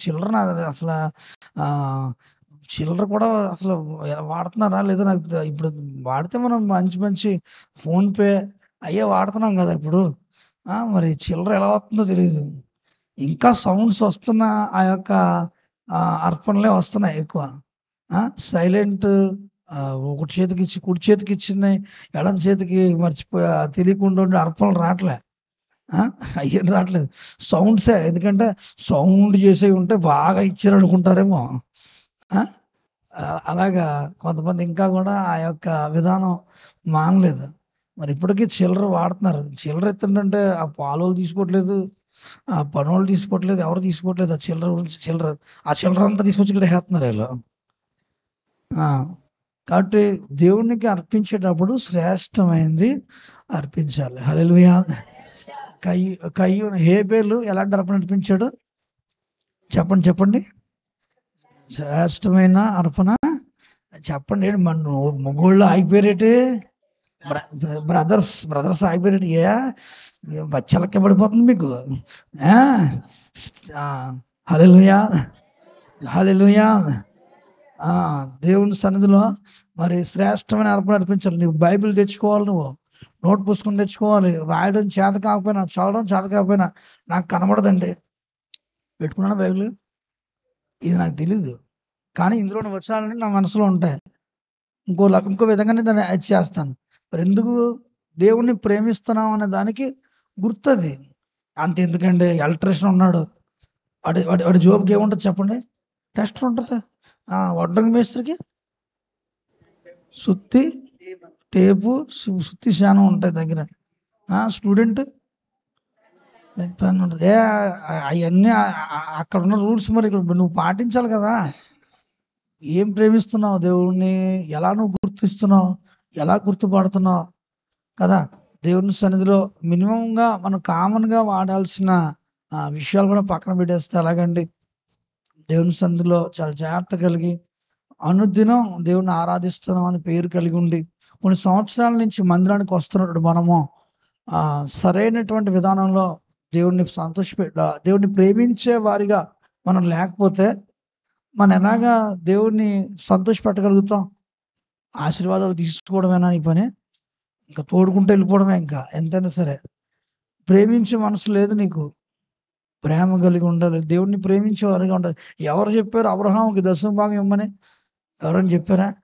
ఓ పాస్టర్ గారు చెప్పాడా? ఓ సువార్థికుడు చెప్పాడా? లేదా ఆ రోజులో దేవదూతలు ఉండేవారు, ఎవరైనా చెప్పారా? ఎవరు చెప్పలేదు, దేవుడు కూడా అడగలేదు. దేవుణ్ణి ప్రేమించే వ్యక్తిగా అతను ఉన్నాడు కాబట్టి ఆ అర్పణ అర్పించాడు. నిజంగా అతను వేసిన పునాదే ఇశ్రాయేలీల్లో ఒక గోత్రానికి తర్వాత జీవనోపాధిగా మారింది. తర్వాత స్వార్థ పరిచయంలో కూడా నేడు సైతం కూడా ఈరోజు మనము ఈ యొక్క మరి ఆజ్ఞను పాటించుకుంటూ వస్తున్నాం. యేసుప్రభు వారు కూడా దాన్ని యాక్సెప్ట్ చేశాడు. యేసుప్రభు వారు కూడా యాక్సెప్ట్ చేశాడు. ఎట్లాగా? యేసుప్రభు వారు కూడా దాన్ని డిక్లేర్ చేశారు. మత్తయి సువార్త 23వ అధ్యాయం 23వ వచనం ఒకసారి. 23 అయ్యో వేషధారులైన శాస్త్రులారా, పరిసయ్యులారా, మీరు పుదీనాలోను సోపులోను జీలకర్రలోను 10వ వంతు చెల్లించి ధర్మశాస్త్రములో ప్రధానమైన విషయములను అనగా న్యాయమును కనికరమును విశ్వాసమును విడిచిపెట్టి వాటిని మానక వీటిని చేయవలసి ఉండెను. హల్లెలూయా. మరి యేసు ప్రభువు వారు డిక్లేర్ చేసిన ఆ యొక్క మాట ఇది, వాటిని మానక వీటిని చేయవలసి ఉండెను. అంటే దాని అర్థం చేయాలి ఖచ్చితంగా అని ప్రభు ప్రకటించిన విషయం ఇదే. అంటే ఏంటి? వీళ్ళు దశమ భాగాలు చక్కగా ఇచ్చేవారు. ఎలాంటి ఖచ్చితంగా ఇచ్చేవారు అంటే కొంతమంది దశమ భాగాలు చాలా బాధిస్తారు, కానీ ఏంటంటే బూతులు మానరు, అబద్ధాలు మానరు, ప్రార్థనా జీవితం ప్రార్థనకు సరిగా రారు, లేకపోతే వ్యక్తిగత ప్రార్థన ఉండదు, వాక్య ధ్యానం ఉండదు, మాదిరికరమైన విధానం ఉండదు.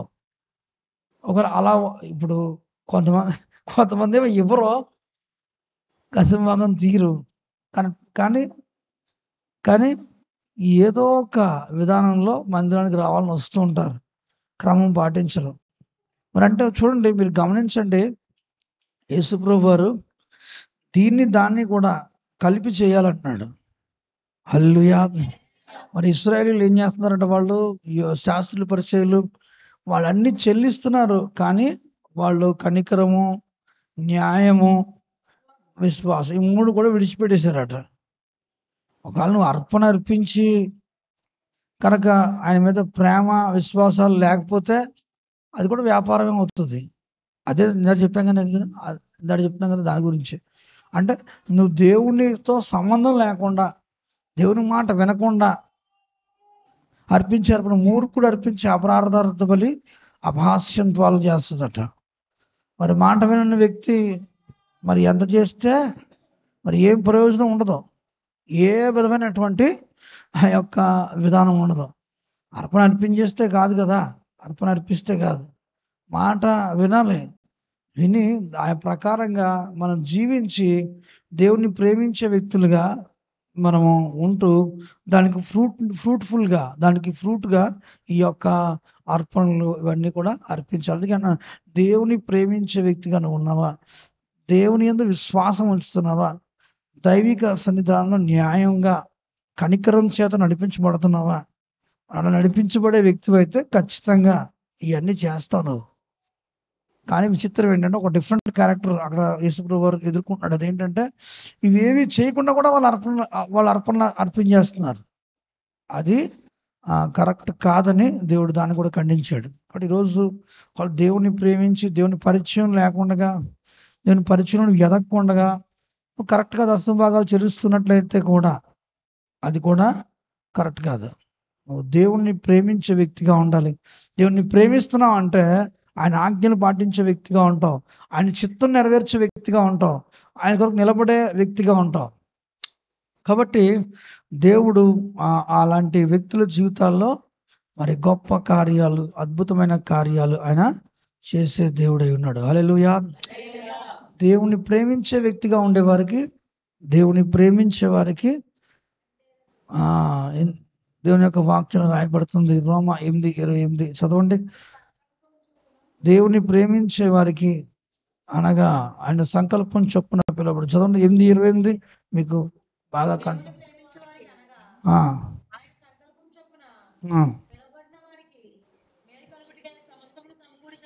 సమకూడి సమకూడుపు లేదు, సమస్తము సమకూడి జరుగుతున్నాయి, సమకూర్పు లేదు. కానీ దేవుణ్ణి ప్రేమించే వ్యక్తిగా నువ్వు ఎప్పుడైతే ఉంటున్నావో సమకూర్పు లేని ఆ సందర్భం ఏదైతే ఉందో అది సమకూడుతుంది నీకు. హల్లెలూయా, హల్లెలూయా. దేవుని ప్రేమించే ఆ యొక్క విధానం కలిగిన వ్యక్తి ఆయన ఆరాధిస్తాడు. ఆయన ఆరాధించేవాడు ఖచ్చితంగా ప్రతి దాంట్లో కూడా నమ్మకంగా ఉంటాడు. హల్లెలూయా. ఇన్వాల్వ్మెంట్ ఉంటుంది, సహకారం ఉంటుంది, ఆ ఫలం కనబడుతుంది. ఇప్పుడు నేను ప్రేమిస్తున్నాను అంటే కుదురుతుందా? అది దానికి సంబంధించిన ఆ స్పందన, ఆ యొక్క విధానం ఉండాలి. మరి మామూలు ప్రేమించట్లేదు నేను అసలు నిజంగా అంటే కాదు కదా, అంటే కుదరదు కదా. దానికి సంబంధించిన ఆ యొక్క విధానం అక్కడ కనిపించాలి. అట్లాగా మరి దేవుని ఆరాధిస్తున్నానంటే కాదు, కానీ దేవుని ఆరాధించే నీవు, ఆయన ప్రేమించే నీవు ప్రతి విషయంలో కూడా ఫలవంతమైన ఆ యొక్క విధానాన్ని పాటించాలి. హల్లెలూయా. ప్రేమించే నీవు ఫలవంతమైన ఒక ఫలం దాంట్లో ఖచ్చితంగా కనిపించాలి. మరి మందిరానికి రావడమే కాదు, మందిరానికి వచ్చినప్పుడు బైబిల్ నీ చేతిలో ఉండాలి, మందిరానికి వచ్చినప్పుడు నోట్ పుస్తకం ఉండాలి రాయడానికి. ఒకవేళ మందిరానికి వచ్చేటప్పుడు కాన్షియస్లో నువ్వు రావాలి, మందిరానికి వచ్చినప్పుడు సరిగ్గా కూర్చోవాలి, మందిరానికి వచ్చినప్పుడు అర్పణతో రావాలి. దేవుని సన్నిధిలో ఏదో ఆలోచనలో ఉండడం, అనాలోచితంగా ఉండటం కాదు, నీ పూర్ణ హృదయంతో, నీ పూర్ణ ఆత్మతో, నీ పూర్ణ బలంతో నీ దేవుడైన యెహోవాను సేవించాలి అని వాక్యం చెప్తుంది. హల్లెలూయా. ఫుల్ కాన్షియస్ లో నువ్వు దేవుని మందిరంలో కనిపించాలి. అది దేవుని యొక్క ఉద్దేశం. మరి దేవుని అలా హృదయాంతరంగాల నుంచి ప్రేమించే వ్యక్తి కాబట్టి అబ్రహాము అలాంటి అర్పణ అక్కడ అర్పించడానికి వీలైంది. ఈరోజు మరి నీ జీవితంలో అర్పణ అర్పించడానికి మరి అతను దేవుని ప్రేమించే ఆ యొక్క వ్యక్తిగా ఉన్నాడు, దేవుని ప్రేమించే వ్యక్తిగా ఉన్నాడు కాబట్టి తన జీవితంలో సమకూడని విషయాలు కూడా సమకూర్చబడ్డాయి. హల్లెలూయా. 100 ఏండ్లైన అబ్రహామునకు పిల్లలు లేకపోతే దేవుడు 100 ఏండ్లకే ఆశ్చర్యకరంగా ఒక కుమారుణ్ణి అనుగ్రహించాడు. హల్లెలూయా. తన పిల్లల గురించి దేవుడు మాట్లాడాడు. హల్లెలూయా. ఆయన నిత్య సంకల్పాలు అన్ని దేవుడు బయలుపరిచాడు. హల్లెలూయా. తన పిల్లల్ని అబ్రహాం చూశాడు. హల్లెలూయా. వాటి దేవుని సన్నిధిలో మనం దేవుని ప్రేమించే వారిగా ఉంటాం. అందుకే యెహోవా యందు భయభక్తులు వారు మీ పిల్లలను చూస్తారు. కీర్తన 108లో మరి చివరి మాటలు మనం చూస్తాం, మరి ఇశ్రాయేలు మీద సమాధానం ఉండును గాక అని రాస్తుంది. హల్లెలూయా. కాబట్టి దేవుడు ఏర్పాటు చేసిన ఈ యొక్క సందర్భంలో మంచి మాటల్ని నువ్వు తీసుకుని రిసీవ్ చేసుకుంటున్నావు. మరి ఉపదేశాన్ని కూడా రిసీవ్ చేసుకోవాలి, ఉపదేశాన్ని కూడా రిసీవ్ చేసుకోవాలి. మనం దేవునికి మరి ఇచ్చే విషయంలో, మరి దేవుని కార్యాలకు సహకరించే విషయంలో ఎంత మాత్రము కూడా మనము వెనుదీసేటువంటి వారులుగా ఉండకూడదు, వెనుదీసేటువంటి ఆ యొక్క విధానంలో ఉండకూడదు. దేవునికి మరి అర్పణ అర్పించడానికి సిద్ధమైన తర్వాత వెనుదీయకూడదు. వెనుదీసాడు కయ్యూను. ఏమైపోయింది? అతను అర్పణ అర్పించినప్పటికీ అతను ఆ అర్పణ యాక్సెప్ట్ అవ్వలేదు. దేవుని ఆరాధించి దేవుని నామాన్ని మహిమపరుస్తున్నటువంటి వ్యక్తుల జీవితాల్లో వెనుతీయడం లేదా వెనక్కి ఉండడం, మళ్ళీ మాట మార్చడం, మళ్ళీ మరి ఒక విధంగా ఉండడం, మరి లోకరీతిగా ఉండడం, అలాంటి పరిస్థితులు ఉండకూడదు. దేవుణ్ణి ప్రేమిస్తున్న నీవు మరి ఆయన ప్రేమ ఎలాగైతే నిన్న నేడు ఒకే రీతిగా ఉందో నువ్వు కూడా అదే విధంగా దేవుని ప్రేమించే విషయంలో ఉండాలి. దేవుని ప్రేమించేవారు, నన్ను ప్రేమించేవారు నా ఆజ్ఞలు గాయకొనిదురు అన్నాడు ప్రభు. హల్లెలూయా. నన్ను ప్రేమించేవారు నన్ను శ్రద్ధగా వెతుకుతారని చెప్పాడు ప్రభు. హల్లెలూయా. నన్ను ప్రేమించేవారు నన్ను వెంబడించేవారిగా ఉంటారన్నాడు. హల్లెలూయా. హల్లెలూయా. మరి యేసయ్య ప్రతి సందర్భంలో కూడా ఈ మాటలు చెప్తా వచ్చాడు. కాబట్టి దేవుని ఎరిగినటువంటి బిడ్డలుగా ఈ మధ్యాహ్న కాల సమయంలో మనము మరి దేవుణ్ణి ప్రేమించే వారిగా మనం ఉండాలి. దేవుణ్ణి మరి హత్తుకునే వారిగా ఉండాలి. దేవుని హత్తుకునేవారు, దేవుని ఆరాధించేవారు మరి వారి జీవితాలు కొన్ని క్వాలిఫికేషన్స్ ఉంటాయి. వారు బైబిల్ గ్రంథం మోసేటువంటి విధానం కలిగి ఉంటారు, దాన్ని చదివే విధానం కలిగి ఉంటారు, వారి వారి జీవితాలు అనుభవించుకునే విధానం కలిగి ఉంటారు, ధ్యానించే విధానం కలిగి ఉంటారు, మరి పాటించే విధానం కూడా కలిగి ఉంటారు. హల్లెలూయా. మరి దేవుని సన్నిధానంలో బైబిల్ చేతపట్టుకుని సాక్షిగా జీవించడానికి ఇష్టపడతారు. మరి అట్లాగే మరి దేవుని యొక్క సన్నిధానంలో వారు మరి దేవుడు చెప్పే మాటలు ఏవైతే ఉంటాయో రాసుకుంటారు, చక్కగా రాసుకుని దాన్ని ధ్యానం చేస్తారు. మరి అలాగే దేవుని బిడ్డలుగా ఉన్న వాళ్ళు చేసే పనులు చెప్తున్నాను. వారు మరి ఆరాధనకు వచ్చే సమయంలో బైబిల్ గ్రంథాన్ని అలాగే అర్పణను కూడా వాళ్ళు కూడా తెస్తారు, అర్పణ కూడా తెచ్చుకుంటారు.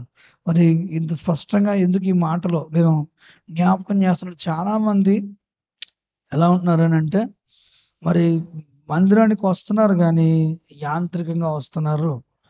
మందిరానికి వచ్చిన నువ్వు అలాగా యాంత్రికంగా రాకూడదు. దేవునికి అర్పణతో సిద్ధపడి రావాలి. ఈ యొక్క మెల్కీషెదెకు ఏం తీసుకొచ్చాడు? రొట్టె ద్రాక్షారసం తీసుకొచ్చాడు. రొట్టె ద్రాక్షారసం దేనికి సాదృశ్యం? దేవునికి యేసయ్య శరీరానికి రక్తానికి సాదృశ్యం. నేటి కాలానికి సరిపోయే ఆ నమూనా నాడే మెల్కీషెదెకు తీసుకొచ్చాడు. అందుకే ఆ మెల్కీషెదెకు గురించి మంచి సాదృశ్య రూపంలో కొన్ని మాటలు ఉన్నాయి. హెబ్రీయులకు రాసిన పత్రిక 7వ అధ్యాయము 1 నుంచి చదువుదాం. చూడండి ఒకసారి.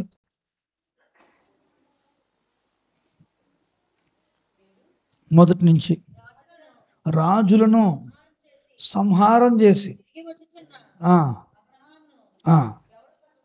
ఎవరు కలుసుకుని అతనిని ఆశీర్వదించిన ఎవనికి అన్నిటిలో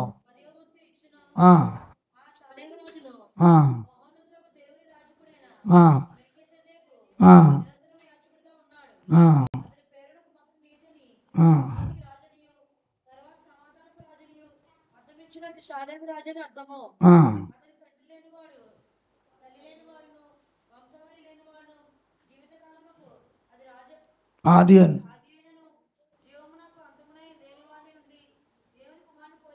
దేవుని కుమారుని పోలి ఉన్నాడు. హల్లెలూయా. హల్లెలూయా. అందుకే మరి ఈ మెల్కీషెదెకు అనేటువంటి వ్యక్తికి మొదట అర్థం, మెల్కీషెదెకు అనే పేరుకి నీతికి రాజు అనే పేరు అర్థం అంట. ఆ యొక్క మెల్కీషెదెకు అనే మాటకు అర్థం ఏంటి? తర్వాత సమాధానం రాజు. మరి ఇతడు ఆది అయినా అంతమైనా లేనటువంటి వాడుగా, అంటే ఏ వ్యక్తిని బైబిల్ గ్రంథంలో పరిచయం చేసినా వాడికి ఒక వంశం, వాడి ఏ ప్రాంతం వాడు అని కొన్ని సిగ్నల్స్, వాడి తల్లిదండ్రులు కొన్ని ప్రాముఖ్యమైన క్యారెక్టర్స్ పరిచయం చేసినప్పుడు ఖచ్చితంగా వాళ్ళ యొక్క వంశావళిని మరి నోటీస్ చేస్తూ ఉంటుంది బైబిల్. కానీ ఈ మెల్కీషెదెకు కలిసినప్పుడు మాత్రం ఇతని గురించిన వంశావళి ఏమి, ఇతను ఎక్కడి నుంచి వచ్చాడో అది రాయబడింది, కానీ ఇతని వంశావళి ఏది కూడా ఇక్కడ మెన్షన్ చేయబడదు. తల్లిదండ్రులు లేని వాడు, వంశావళి కూడా లేనివాడుగా ఇతడు పరిచయం చేయబడుతున్నాడు. ఆదికాండం 14, 18, 20, 21 వచనాల్లో. హల్లెలూయా. అండ్ దాన్ని బట్టి హెబ్రీ పత్రిక చెప్తున్న మాట ఏంటంటే ఇతడు దేవుని కుమారుని పోలి ఉన్నాడు అన్నాడు. హల్లెలూయా. అవును, దేవుని కుమారుడికి కూడా ఏం లేదు? వంశావళి లేదు. హల్లెలూయా. ఆయన పుట్టలేదు. ఆయన పుట్టడం కాదు, అది ఆయన తల్లి గర్భమందు పడ్డాడట. హల్లెలూయా. తల్లి గర్భమందు పడక మునుపు అని రాసుంటది. దేవదూత ఏ పేరు అయితే పెట్టిందో ఆ పేరు యోసేపు మరి యేసు ప్రభు వారికి పెట్టాడట. మత్తయి సువార్త మరి 1వ అధ్యాయం చివరి వచనాల్లో ఈ మాటలు రాయబడ్డాయి. మరి అంటే ఒకసారి తీయండి, ఒకసారి చివరి వచనం.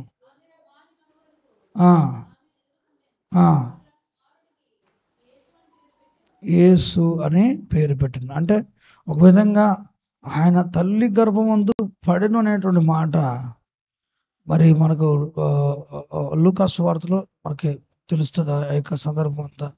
అయితే ఈ యొక్క విషయాలు మనం గమనిస్తే ఆ పడిన అనే మాటకి లాటిన్లో మామూలుగా పుట్టెను అనేటువంటి ఆ యొక్క విధానం కాకుండా పడెను అని మరి రాస్తా వచ్చారు. మరి మనమైతే పుట్టించబడ్డాం, ఆయనైతే తల్లి గర్భంలో పడ్డాడట. హల్లెలూయా, హల్లెలూయా. అంటే ఆయన పుట్టించబడలేదు, ఆయన ప్రవేశించాడు. హల్లెలూయా. బైబిల్ ఆ విధంగా నిర్వచించింది దేవుని కుమారుని యొక్క పుట్టుకని. హల్లెలూయా. ఎక్కడ 2:20. హల్లెలూయా. ఆ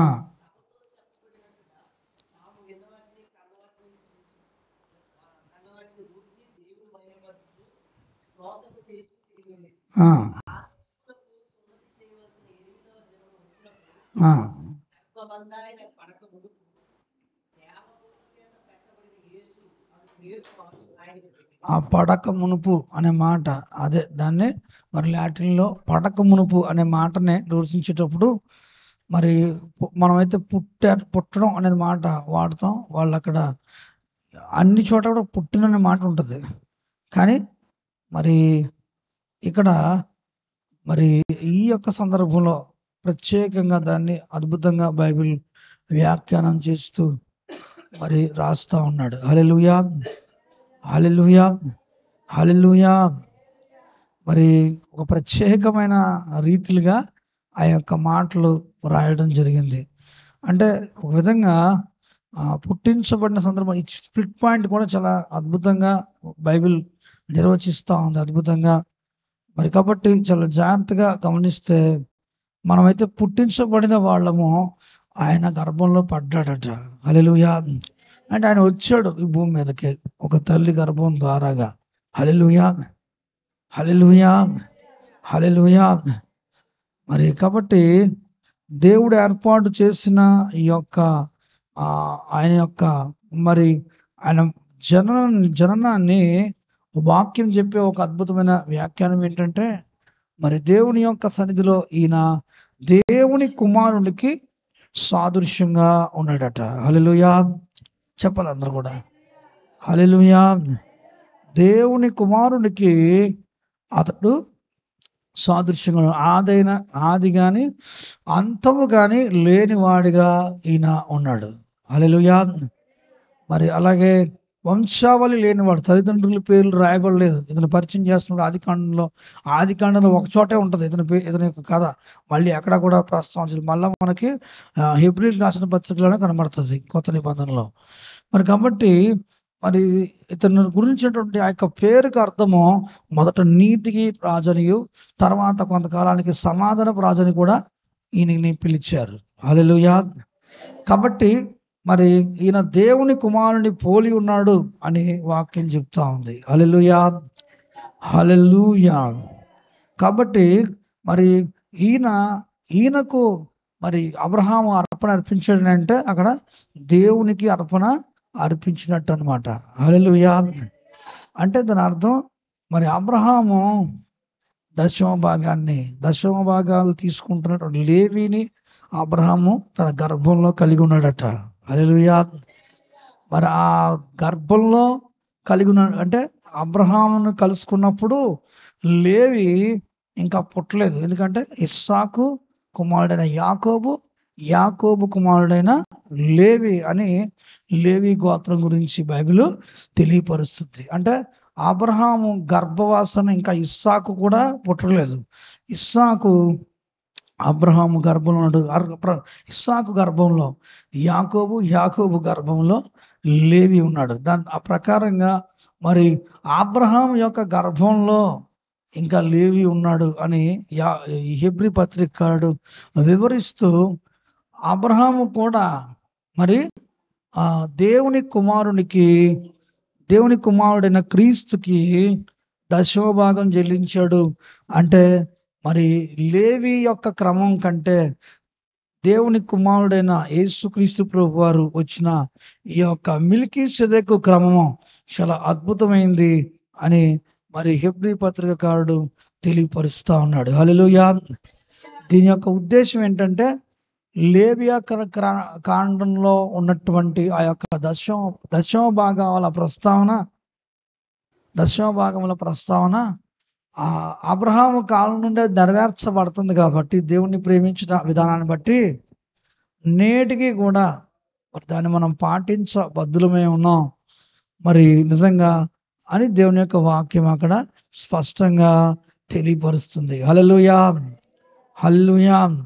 అంటే మరి లేవి క్రమం చూస్తే కోడెలు మేకల రక్తం చేత అతడు యాజకుడిగా అభిషేకించబడ్డాడు.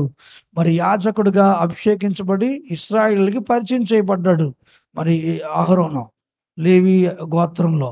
అయితే ఇక్కడ మెల్కీసెదెకు పరిచయం చేయబడిన విధానము రొట్టె ద్రాక్షరసంతో పరిచయం చేయబడ్డాడు. హల్లెలూయా. మరి దాన్ని బట్టి మనం మరి ఎందుకు దీన్ని ప్రస్తావనలో తీసుకురావాల్సి వస్తా ఉన్నది అని అంటే యేసుక్రీస్తు ప్రభు వారు ఆయన శిలువకు అప్పగించబడే ముందు రోజు రాత్రి ఒక రొట్టెను పట్టుకుని కృతజ్ఞతాస్తుతులు చెల్లించి ఇది మీ కొరకైన నా శరీరము, నన్ను జ్ఞాపకం చేసుకుంటే దీన్ని చేయడం చెప్పిన మరి అలాగే ద్రాక్షరసము ఆ యొక్క గిన్నెను తీసుకుని ఆయన ఇది నీ కొరకైన నా రక్తము, నా నిబంధన రక్తం, నన్ను జ్ఞాపకం చేసుకుని దీన్ని చేయడం చెప్పాను. మరి కాబట్టి ఈ యొక్క గుర్తు ఆధారంగా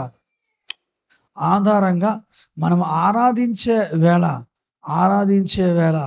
మనం ఖచ్చితంగా మనము ఈ యొక్క క్రమమును కరెక్ట్గా జ్ఞాపకం చేసుకుంటూ ఉండాలి. అంటే ఎలా ఆరాధించాలో మనకు తెలియదు కదా, కానీ బైబిల్లో ఒక నమూనా పెట్టాడు. అంటే ఆరాధించేటువంటి వాళ్ళు దేవుని ప్రేమించేవారిగా ఉండాలి. దేవుని ప్రేమించేవారు మరి ఆయన వాక్యాన్ని మోసేవారిగా ఉంటారు, ఆయన వాక్యాన్ని పాటించేవారిగా ఉంటారు. అంతేకాదు ఆయన వాక్యంలో ఉన్న ఆ యొక్క అర్పణతో కూడా మరి దేవుణ్ణి ఆరాధించిన వాళ్ళుగా ఉంటారు. ఎందుకంటే అర్పణ అనేటువంటిది స్వార్థ పరిచర్య కొరకు దేవుడు నిర్ణయించింది. బలిపీఠం వద్ద మందిరంలో పరిచయం చేసేవాడు మందిరం వల్ల జీవనం చేయాలి. బలిపీఠం దగ్గర కనిపెట్టుకునేవాడు బలిపీఠం దగ్గర కనిపెట్టుకునే ఆ యొక్క పని నిమిత్తం బలిపీఠం మందిరం దగ్గర పనిచేసేవాళ్ళు ఎవరు? నాటి కాలంలో లేవీయులు. బలిపీఠం దగ్గర పనిచేసేవాళ్ళు యాజకులు. హల్లెలూయా, హల్లెలూయా. మరి దేవుని అర్పణ దాని యొక్క విధానము మరి దైవజనుడికి సంఘ నిర్మాణానికి ఇవ్వాల్సిన సార్వత్రిక సంఘ నిర్మాణానికి కావాల్సిన ఆ యొక్క మందిర నిర్మాణం కావచ్చు, లేకపోతే మీటింగ్స్ సభల నిమిత్తం కావచ్చు, అది ఎవరికి చెప్పక్కర్లేదు, మనం ఒక వ్యక్తికి అది చెప్పక్కర్లే. మరి అది సంఘ నిర్మాణంలో అవి ఘట్టాలు, వాటన్నిటి నిమిత్తం ఒకరు మీకు చెప్పేది కాదు. కానీ అనౌన్స్మెంట్ జరుగుతున్నప్పుడే మోషే కాలంలో అనౌన్స్మెంట్ జరిగితే వాళ్ళందరూ తెచ్చి ఇచ్చారు. నమూనా ఉంది మనకి. దావీదు కాలంలో అనౌన్స్మెంట్ జరిగితే వాళ్ళందరూ తెచ్చి పరిచయలో సహకరించారు. పౌలు కాలంలో అనౌన్స్మెంట్ జరిగింది. మరి ఇదిగో కొంతమంది బాధల్లో, కొంతమంది ఇబ్బందుల్లో ఉన్నారు, సహకరించమని అనౌన్స్మెంట్ జరిగినప్పుడు అనౌన్స్మెంట్ ప్రకారంగా వాళ్ళు ఇచ్చారు. మరి కాబట్టి మనకి మళ్ళీ వేరే వాళ్ళు వచ్చి చెప్పాల్సిన ఆ యొక్క పని లేదు. మన దేవునికి ఇచ్చేటువంటి ఆ యొక్క క్రమం ఏదైతే ఉందో అది ప్రేమ గుర్తుగా మనం నేర్చుకోవాలి. ఇదే నేను ఎందుకు చెప్పటం అని అంటే, ఇలా చేయడం ద్వారా మనం ఒక క్రమాన్ని సంఘానికి నేర్పించాలనే ఉద్దేశంతో ఈ మాటలు మీతో చెప్తున్నాను. ఎందుకంటే మందిరం మరి సంఘము పరిచర్య సహవాసం అని అంటే ఒకరికొకరికి సాగర. ఉదాహరణకి క్రీస్తు ప్రార్థన మందిర పరిచర్య ఉంది, శిలోయం ప్రార్థన మందిర పరిచర్య ఉంది. మన ఒక్కరి ద్వారాగానే ఈ పనులు జరిగిపోవట్లేదు. గుర్తుపెట్టుకోండి, మనకి వేసవకాలం యానివర్సరీ కూటాలు వస్తాయి. యానివర్సరీ కూటాలకి సిబిసికి ఖర్చు అయ్యే ఆ ఖర్చు చెప్తే మీకు చాలా ఆశ్చర్యంగా ఉంటుంది. దాదాపుగా ఆ దినాల్లోనే 60-70 మరి అసలు 10 వారాలు లెక్క పెట్టుకుంటే ₹1,00,000 దాకా ఖర్చు అవుతూ ఉంటుంది. చేస్తూ ఉంటారు. ఇక్కడ పరిచర్యలో వాళ్ళ ప్రార్థన విధానాన్ని కలిగి ఉండడం చేతన మరి వాళ్ళు సహకారం చేస్తూ ఉంటారు. మరి విచిత్రం ఏంటంటే అటేపు నుంచి మంచి సహకారం మనకి వస్తూ ఉంటుంది. ఇటేపు నుంచి వచ్చేటప్పటికి కొంతమంది చేయగలిగి ఉండి కూడా మాట్లాడరు. ఏదో వంకన చేతులు ఎత్తేస్తూ ఉంటారు. చాలా అది పొరపాటు. మనం చేయడం ద్వారాగా మనకే అది ఆశీర్వాదం కదా. మనం చేయడం ద్వారా మనకే అది ఆశీర్వాదం. మరి ఇప్పుడు చూడండి, వాళ్ళకి కష్టకాలం వచ్చింది, వాళ్ళకు ఒక ఇబ్బందికరంగా పరిస్థితి ఉంది. అలాంటి పరిస్థితుల్లో వాళ్ళు చెప్పారు, ఇలాగని చెప్తే దేవుడు సాయం చేస్తాడని ప్రేరేపించి నడిపించాం. సహకారం చేస్తారు, చెయ్యాలనే విషయం కూడా చెప్పాం. కానీ ఎవరు కూడా స్పందించలేదు. ఏనంటే రకరకాల కారణాలు చెప్పారు. నేను ఎందుకు ఇక్కడ ఈ మాట ప్రత్యేకంగా చెప్తున్నానంటే, నీకు నీ యొక్క పరిచర్య నిమిత్తం ఎలాగైతే మరి ఇతరులు సహకరిస్తున్నారో మనము వారికి ఇప్పుడు ఎక్కడో ఉన్న వాళ్ళకి పంపించే దానికంటే ఇలాంటి కళ్ళు ఉన్న వ్యక్తులకు సహకరిస్తే మనకు ఆశీర్వాదం. మనకి ఇచ్చింది ఎక్కడికి పోదు కదా. ఒక్కరు మాట్లాడలేదు. కాబట్టి నేను చెప్పేటువంటి మాట ఏంటంటే, వారి సమృద్ధిలో మీ అక్కర్లో వారి సమృద్ధి. బైబిల్లో ఉంది ఈ మాట. పౌలు చెప్తాడు, మీ అక్కర్లో వారి సమృద్ధి, వారి అక్కర్లో మీ సమృద్ధి పరిచర్యకు ఉపయోగపడాలని చెప్పాడు. బ్రాంచ్ చర్చెస్తో మాట్లాడుతున్నప్పుడు, 2 గ్రూప్స్ వారితో మాట్లాడుతున్నప్పుడు పౌలు ఆ విధంగా ప్రేమ గుర్తుగా చెప్తా వచ్చాడు. ఇప్పుడు మీరు సహకరిస్తున్నారు, మరి రేపు వాళ్ళు మీకు సాయం చేస్తారు, సహకరిస్తారు, మీరు పరిచయం చేస్తున్నారు. మీరు వాళ్ళకి మీరు చేయట్లేదు, రేపు ఎలా ఉంటుంది పరిస్థితి? కొంచెం ఎక్కువ డబ్బులు పడతాయి కదా, మానేస్తారా పని చేయడం కదా, పనులు మానేస్తారా? అదనమాట. కాబట్టి దేవుని సన్నిధిలో మనం అలాగే ఎప్పుడు ఎన్నడూ కూడా ఆ రకమైన ఫీలింగ్స్ పడకూడదు. నీది నాది అనే మాట ఎప్పుడు ఆ యొక్క విధానం మనం ఏంటంటే ఒక నమూనా తెలియపరచడం కొరకు, అడ్రస్సింగ్ కొరకు నీ నా అనే మాట తీసుకొస్తున్నాం. అంతే తప్ప దాన్ని డిఫరెంట్ వేలో తీసుకెళ్ళడానికి కాదు. నాకు సంబంధం లేనట్టు కూర్చోడానికి కాదు. దేవుని కార్యాలు మరి ఎక్కడో జరుగుతున్న వాటికి నీకు మనసులో ప్రేరేపణ కలుగుతుంది. ఎదురుకుండా దేవుని కార్యాలు జరుగుతున్నాయి, నీకు ప్రేమ ఏముంది కదా. మరి మనం ప్రార్థన చేసుకుంటున్న స్థలాలు అయ్యి మరి చాలా రకాల ఆ పరిస్థితులు, ఏ విధమైనటువంటి చింత లేదు మీకు. నిజంగా మరి ఒకవేళ మరి అలాంటి పట్టించుకునే విధానం ఉంది కాబట్టి సరిపోతుంది. కానీ ఒకవేళ వాళ్ళే కనుక ఆ విధంగా అంటే కదా, ఆ పరిస్థితి వేరుగా ఉంటుంది. కాబట్టి నేను చెప్పేటువంటి ఒక ప్రాముఖ్యమైన సత్యం ఏంటంటే, ప్రతి ఒక్కరు కూడా జ్ఞాపకం చేసుకోండి, మరి మనము సహకరించే విధానంగా ఉండాలి. నాది కాదంటే మరి వాస్తవంగా మనం ఎక్కువ వేసుకోవాలి వాస్తవంగా. కానీ దేవుడి కృపను బట్టి చాలా సింపుల్గా మీకు వెళ్ళిపోతుందంటే నీకు చెప్తున్నాను. సూత్రం కూడా నేను చెప్పాను.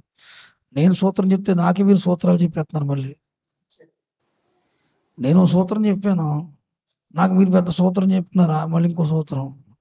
నేను చెప్తున్న విషయం ఏంటంటే, దాని సబ్జెక్ట్ని సరైన రీతిగా మీరు అర్థం చేసుకోవాలి. మళ్ళీ నాకు నువ్వు సూత్రం చెప్తే నాకు ఇక చెప్పబుద్ది అన్నమాట. ఇది ఏంటంటే, నీకున్నటువంటి ఆ పరిస్థితి బట్టి మన ఎదుటిన్నటువంటి కార్యక్రమాలు చాలా పెద్దవి, ఆ కార్యక్రమాలు చాలా బలమైనవి. ఒక్కొక్క మన సభను మనం ఏర్పాటు చేస్తున్నప్పుడు మన ఆధ్యాత్మిక అభివృద్ధి నిమిత్తం ఎంతో అవసరము. మరి దాన్ని చాలా జాగ్రత్తగా ఒకరికొకరు మనం సహకరించుకుంటే మనకు తక్కువ జరుగుతుంది, తక్కువలో వెళ్ళిపోతుంది. సింపుల్గా సులువైన మార్గం నేను చెప్తున్నాను. ఇప్పుడు 3 రోజులు మీటింగ్ పెట్టాం, ఈరోజు ప్రేమ విందు పెట్టామా? లేదు, పెట్టలేదు. అంతే. అంటే దాని అర్థం ఏంటి? ఒక విధానంగా అది చెయ్యాలనే విధానంలో చేయట్లేదేమి. వాస్తవంగా ఏంటంటే దాని యొక్క పద్ధతి, దానికి ఒక క్రమం ఉంది, దానికి ఒక మోతాదు ఉంది. ఆ మోతాదు ప్రకారంగానే మనం వెళ్తున్నాం. ఉంది కదా, దూబరాగా ఖర్చు పెట్టేసేసి ఎలా పడితే అలాగా చేసే టైప్ కాదు ఇది. కాబట్టి దేవుని సన్నిధిలో చక్కగా సిస్టమ్ని కరెక్ట్గా అర్థం చేసుకుంటే మంచి ఫలితాలు ఉంటాయి. మీరు రానున్న రోజులు మీకే అర్థమవుతుంది. ఎందుకంటే తప్పనిసరిగా మీదే అనుకుంటే ఇంకా ఎక్కువ వచ్చే సంవత్సరం ఇంకా ఎక్కువ వేసుకోవచ్చు చక్కగా. కొంచెం ఇంకా ఆ విధంగా చేసుకోవచ్చు. ఆ విధంగా కూడా చేయడానికి అవకాశం ఉంటుంది. కాబట్టి దేవుని యొక్క విధానంలో చేసే పని పెద్ద పనులు. కాబట్టి ఇప్పుడు అందరూ కూడా ఎవరికి వాళ్ళే ఆయా భారాలతో ఉన్నారు, ఎవరికి వాళ్ళే ఆయా బాధ్యతలతో ఉన్నారు. ఎవరు కూడా సౌఖ్యంగా ఉన్నారని నేను అన్నాను, బాగున్నారని నేను అనట్లేదు. ప్రతి ఒక్కరు కూడా రెక్కల కష్టం మీదే జీవిస్తున్నారు. అయితే మనము దేవుని పని నిమిత్తం మనం చేయడం ద్వారాగా ఆకాశ వాక్యలను విప్పి పట్టజాలను దించే దేవుడు నింపుతాడు. హల్లెలూయా. నూతనమైన ద్వారాలు దేవుడు తెరుస్తాడు నీ జీవితంలో. వెసులుపాటు సమకూర్పు జరుగుతుంది. నువ్వు వేసుకునే ప్రతి ప్రణాళికకి నువ్వు ఊహించిన దానికంటే సమకూర్పు జరుగుతుంది. కాబట్టి దాని నిమిత్తం మీకు ఈ సూత్రాన్ని నేను జ్ఞాపకం చేస్తున్నాను. మళ్ళీ తర్వాత నాతో డిస్కషన్ పెట్టుకోకండి, మళ్ళీ నాకు నాతో మాట్లాడాలని కూడా అనుకోకండి. ఎందుకంటే నేను మీకు జనరల్గా అభిప్రాయం చెప్పాను, మరి దాన్ని స్వీకరించి ప్రేమతో దాన్ని మనం చేయాలి. ఒకరికి మనం సహకరించుకోవడం దేవుడు మనకిచ్చిన అవకాశం. మన సమృద్ధి పెరుగుతుంది. యెహోవా ఆశీర్వాదము ఐశ్వర్యాన్ని ఇస్తుంది. అది నరుల కష్టాలు మన రెక్కల కష్టంతో అంతా జరిగిపోదండి. దేవుడు మనకు ఆరోగ్యం ఇవ్వాలి, ఆయుష్కాలం ఇవ్వాలి, సమకూర్పు కూడా దయచేయాలి. హల్లెలూయా. డబ్బులు వచ్చిన తర్వాత కూడా మనకి మామూలుగా ఉండదు. దాన్ని మళ్ళీ దేవుడు స్థిరపరచాలి. స్థిరపరిచినప్పుడే అది మనకి ఆశీర్వాదకరంగా ఉంటుంది. దేవుడి దయ వల్ల సహకరించిన వాళ్ళని బట్టి మరి ఈ సమయంలో ఎవరైతే శిలోయం ప్రార్థనా మందిరం నుంచి సహకరించారో వారందరికీ నాకు ప్రత్యేక వందనాలు తెలియపరుస్తున్నాం. సహకారం లేకపోయినటువంటి వారికి బట్టి కూడా వారికి కూడా వందనాలు తెలియపరుస్తున్నాను. ఏం పర్వాలేదు, దేవుని చిత్తం అయితే మరోసారి దేవుని కార్యాలకు పంచుకోండి. తప్పక దేవుడు మీకు అన్ని విషయాల్లో ఆయన సహాయాన్ని పంపిస్తాడు. ఎందుకంటే మనం ఒకరిని అవసరతలో ఒకరు ఆదరించటం మనకి ఎంతో కాదు, మనం చేసేది కొద్దిపాటిదే. కాబట్టి ఖచ్చితంగా అది మనం నేర్చుకోవాలి. ఎవరికో ఎక్కడో మనం చేసేదానికంటే మరి ఎదురుగుండా మనం చేయడం చాలా మంచిదని నా అభిప్రాయం. కాబట్టి ఈ విషయాన్ని గమనించండి, సహకరించండి, ఆలోచన కలిగి ఉండండి. దేవుని మహాకృప.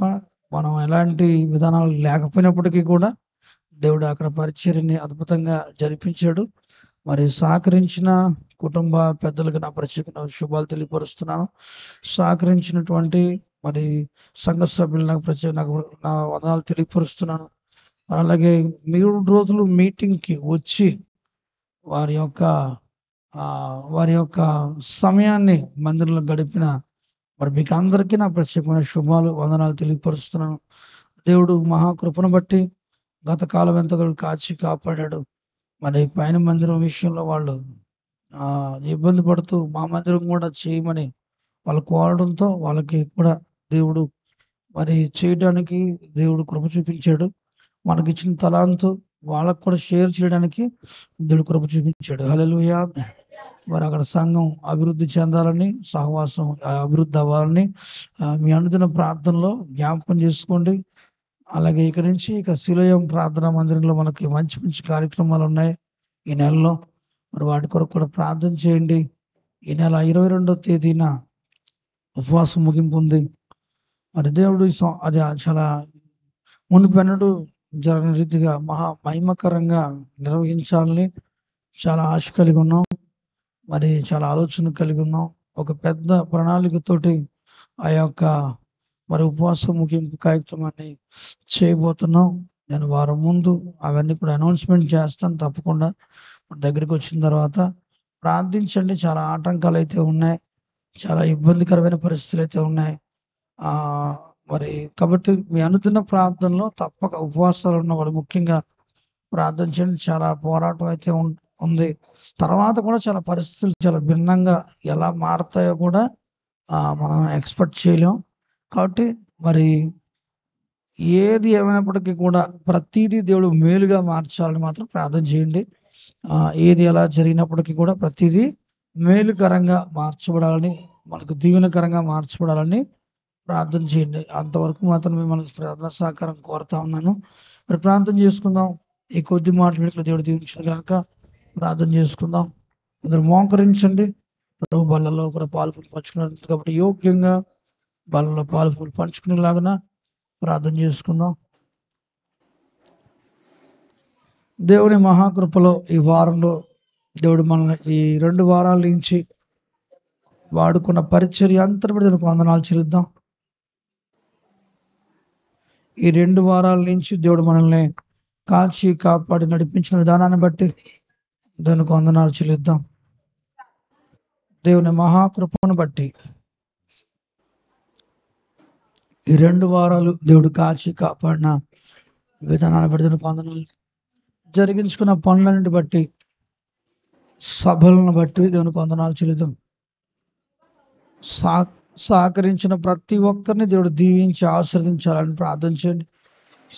సహకరించిన ప్రతి ఒక్కరిని దేవుడు దీవించి ఆశీర్వదించాలని, బలపరచాలని ప్రార్థన చేద్దాం. విన్న వర్తమానాలు ప్రార్థిద్దాం. విన్న వర్తమానాలు అన్ని నీరు గట్టి ఫలింప చేయమని ప్రార్థన చేద్దాం. నీరు గట్టి ఫలింప చేయటది విత్తబడిన వాక్యము ప్రభా నీరు గట్టి ఫలింప చేయమని ప్రార్థన చేయండి. విత్తిన విత్తనాలకి సరైనటువంటి పంట కోయినట్లుగా 2 సంఘాల్లో కూడా సంఘ సరిహద్దులు విశాలపరచబడాలని ప్రార్థన చేద్దాం. వచ్చిన ప్రతి ఒక్కొక్కరిని బట్టి దానికి వందనాలు చెల్లిద్దాం. దైవశాఖలైనా కావచ్చు, అలాగే సంఘ సభ్యులను కావచ్చు, వచ్చిన ఒక్కొక్కరిని బట్టి దానికి వందనాలు చెల్లిద్దాం. ప్రభా అందించిన ఒక్కొక్క మరి ఆర్థిక సహాయాన్ని బట్టి దానికి వందనాలు చెల్లిద్దాం. మరి దేవుడి కృపలో ఎంతో అద్భుతమైన రీతిగా మరి కన్నుల పండుగగా అన్నట్టు దేవుడు మీటింగ్స్ అద్భుతంగా దేవుడు జరిపించుకొని తన కార్యాలను దేవుడు ముగించిన దేవుడు కృప ఇచ్చిన దాని మీద వందనాలు చెల్లిద్దాం. మరి ఈ నెలలో 22వ తేదీన జరగబోతున్నటువంటి మరి ఈ నెల 22వ తారీఖు 21, 22 సంఘ క్షేమాభివృద్ధి ఉపవాస పండుగలు మరి అనేటువంటి ఆ యొక్క పేరుతో 2 days మీటింగ్స్ ఉంటాయి. మరి ప్రార్థిద్దాం. దేవుడు కృప చూపించాలని, సహాయం దయచేయమని. మరి సంఘ క్షేమాభివృద్ధి ఉపవాస పండుగలని మరి తో మనము ఉపవాస ముగింపులు చేసుకుందామని అనుకుంటా ఉన్నాం. దేవుడు కృప చూపించి సహాయం దయచేయాలని, మరి దేవుడు కృప చూపించి సహాయం అనుగ్రహించి మంచి ఈ సంఘ క్షేమాభివృద్ధి నిమిత్తం జరిగే ఆ యొక్క ఉపవాస కూటాలుగా దేవుడు ఆశీర్వదించాలని, ఉపవాస ముగింపు కూటాలుగా మరి ఉపవాస ముగింపు కృతజ్ఞత కూటాలుగా దేవుడు ఆశీర్వదించాలని, దీవించాలని ప్రార్థిద్దాం. మరి ఎన్నో పరిస్థితులు ఉన్నాయి. మరి అయినప్పటికీ కూడా నమ్మకంగా ప్రారంభించిన వాళ్ళు ఆగకుండా దేవుడు ఎంతవరకు నడిపించిన దాన్ని బట్టి వందనాలు చెల్లిద్దాం. దేవుడు ఎంతగానో ఎన్నో అవరోధాలు ఉన్నప్పటికీ కూడా బిడ్డలు ఉపవాసం 24వ రోజు కదండి, ఇవాళ 24th డే కదండి, 23 రోజులు దాటించి దేవుడి మహాకృపలో 24 రోజులు అడుగు పెట్టించిన దాని బట్టి వందనాలు చెల్లిద్దాం.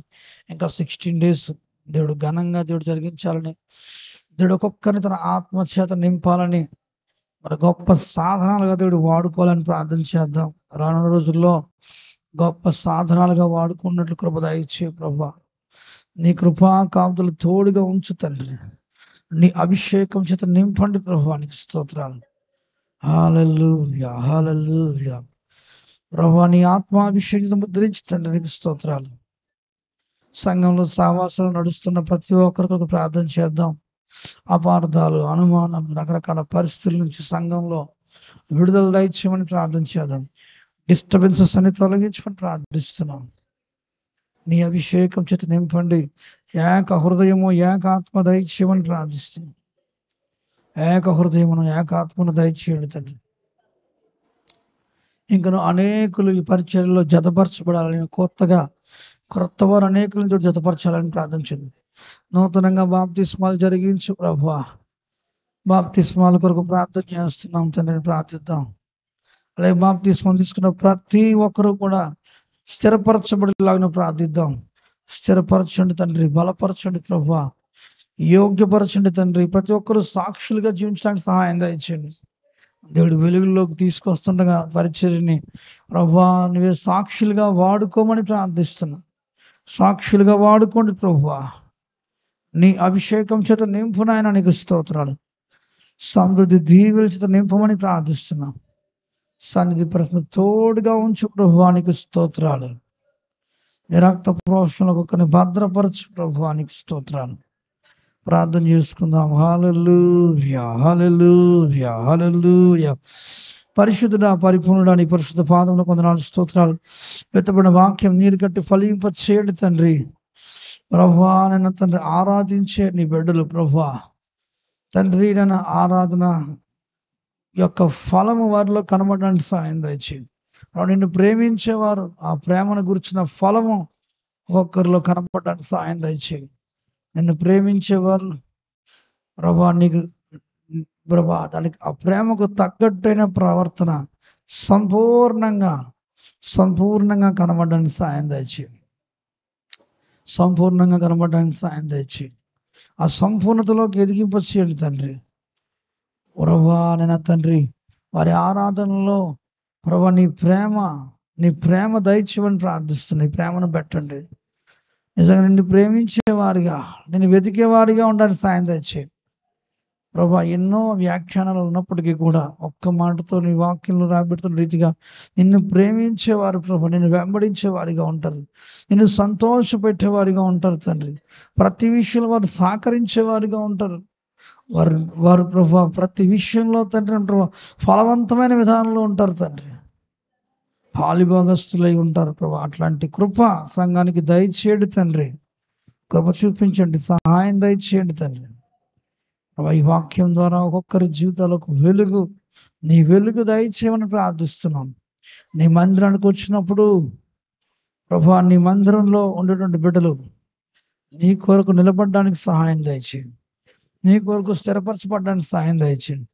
నీ కొరకు ప్రభా గొప్ప సహకారులుగా మందిరంలో గొప్ప ప్రభా నిలబడడానికి కృప చూపించండి. నీ కొరకు నమ్మకమైన సాక్షులుగా బిడ్డలను భద్రపరచమని ప్రార్థిస్తున్నాం. నీ మందిరంలోకి వచ్చినప్పుడు తండ్రి వ్యాపార దృష్టి దూరపరచు ప్రభా. నామకార్థ విధానం తొలగించు తండ్రి. యాంత్రికంగా వచ్చే విధానం తొలగించు ప్రభా, నీకు స్తోత్రాలు. నిన్ను ప్రేమించేటువంటి బిడ్డలుగా, నిన్ను ప్రభా తండ్రి నన్ను వెతికే బిడ్డలుగా ఉండడానికి సహాయం తెచ్చేది. మనఃపూర్వకంగా పూర్ణ హృదయంతో నేను వెతికేవారిగా ఉండడానికి సాయం తెచ్చి, పూర్ణమైన మనస్సును నేను వెతికేవారిగా ఉండడానికి సాయం తెచ్చి, నీ అభిషేకం ఆశీర్వాదం దీవెనను వారి తీర్థను దయచేసి సాక్షార్థమే నిలబెట్టుకోమని ఈ ప్రార్థన యేసుక్రీస్తు నామములో అడిగి వేడుకొంచున్నాం తండ్రి. ఆమేన్. బల్లారాధనలో పాల్గొని పంచుకున్నాం కాబట్టి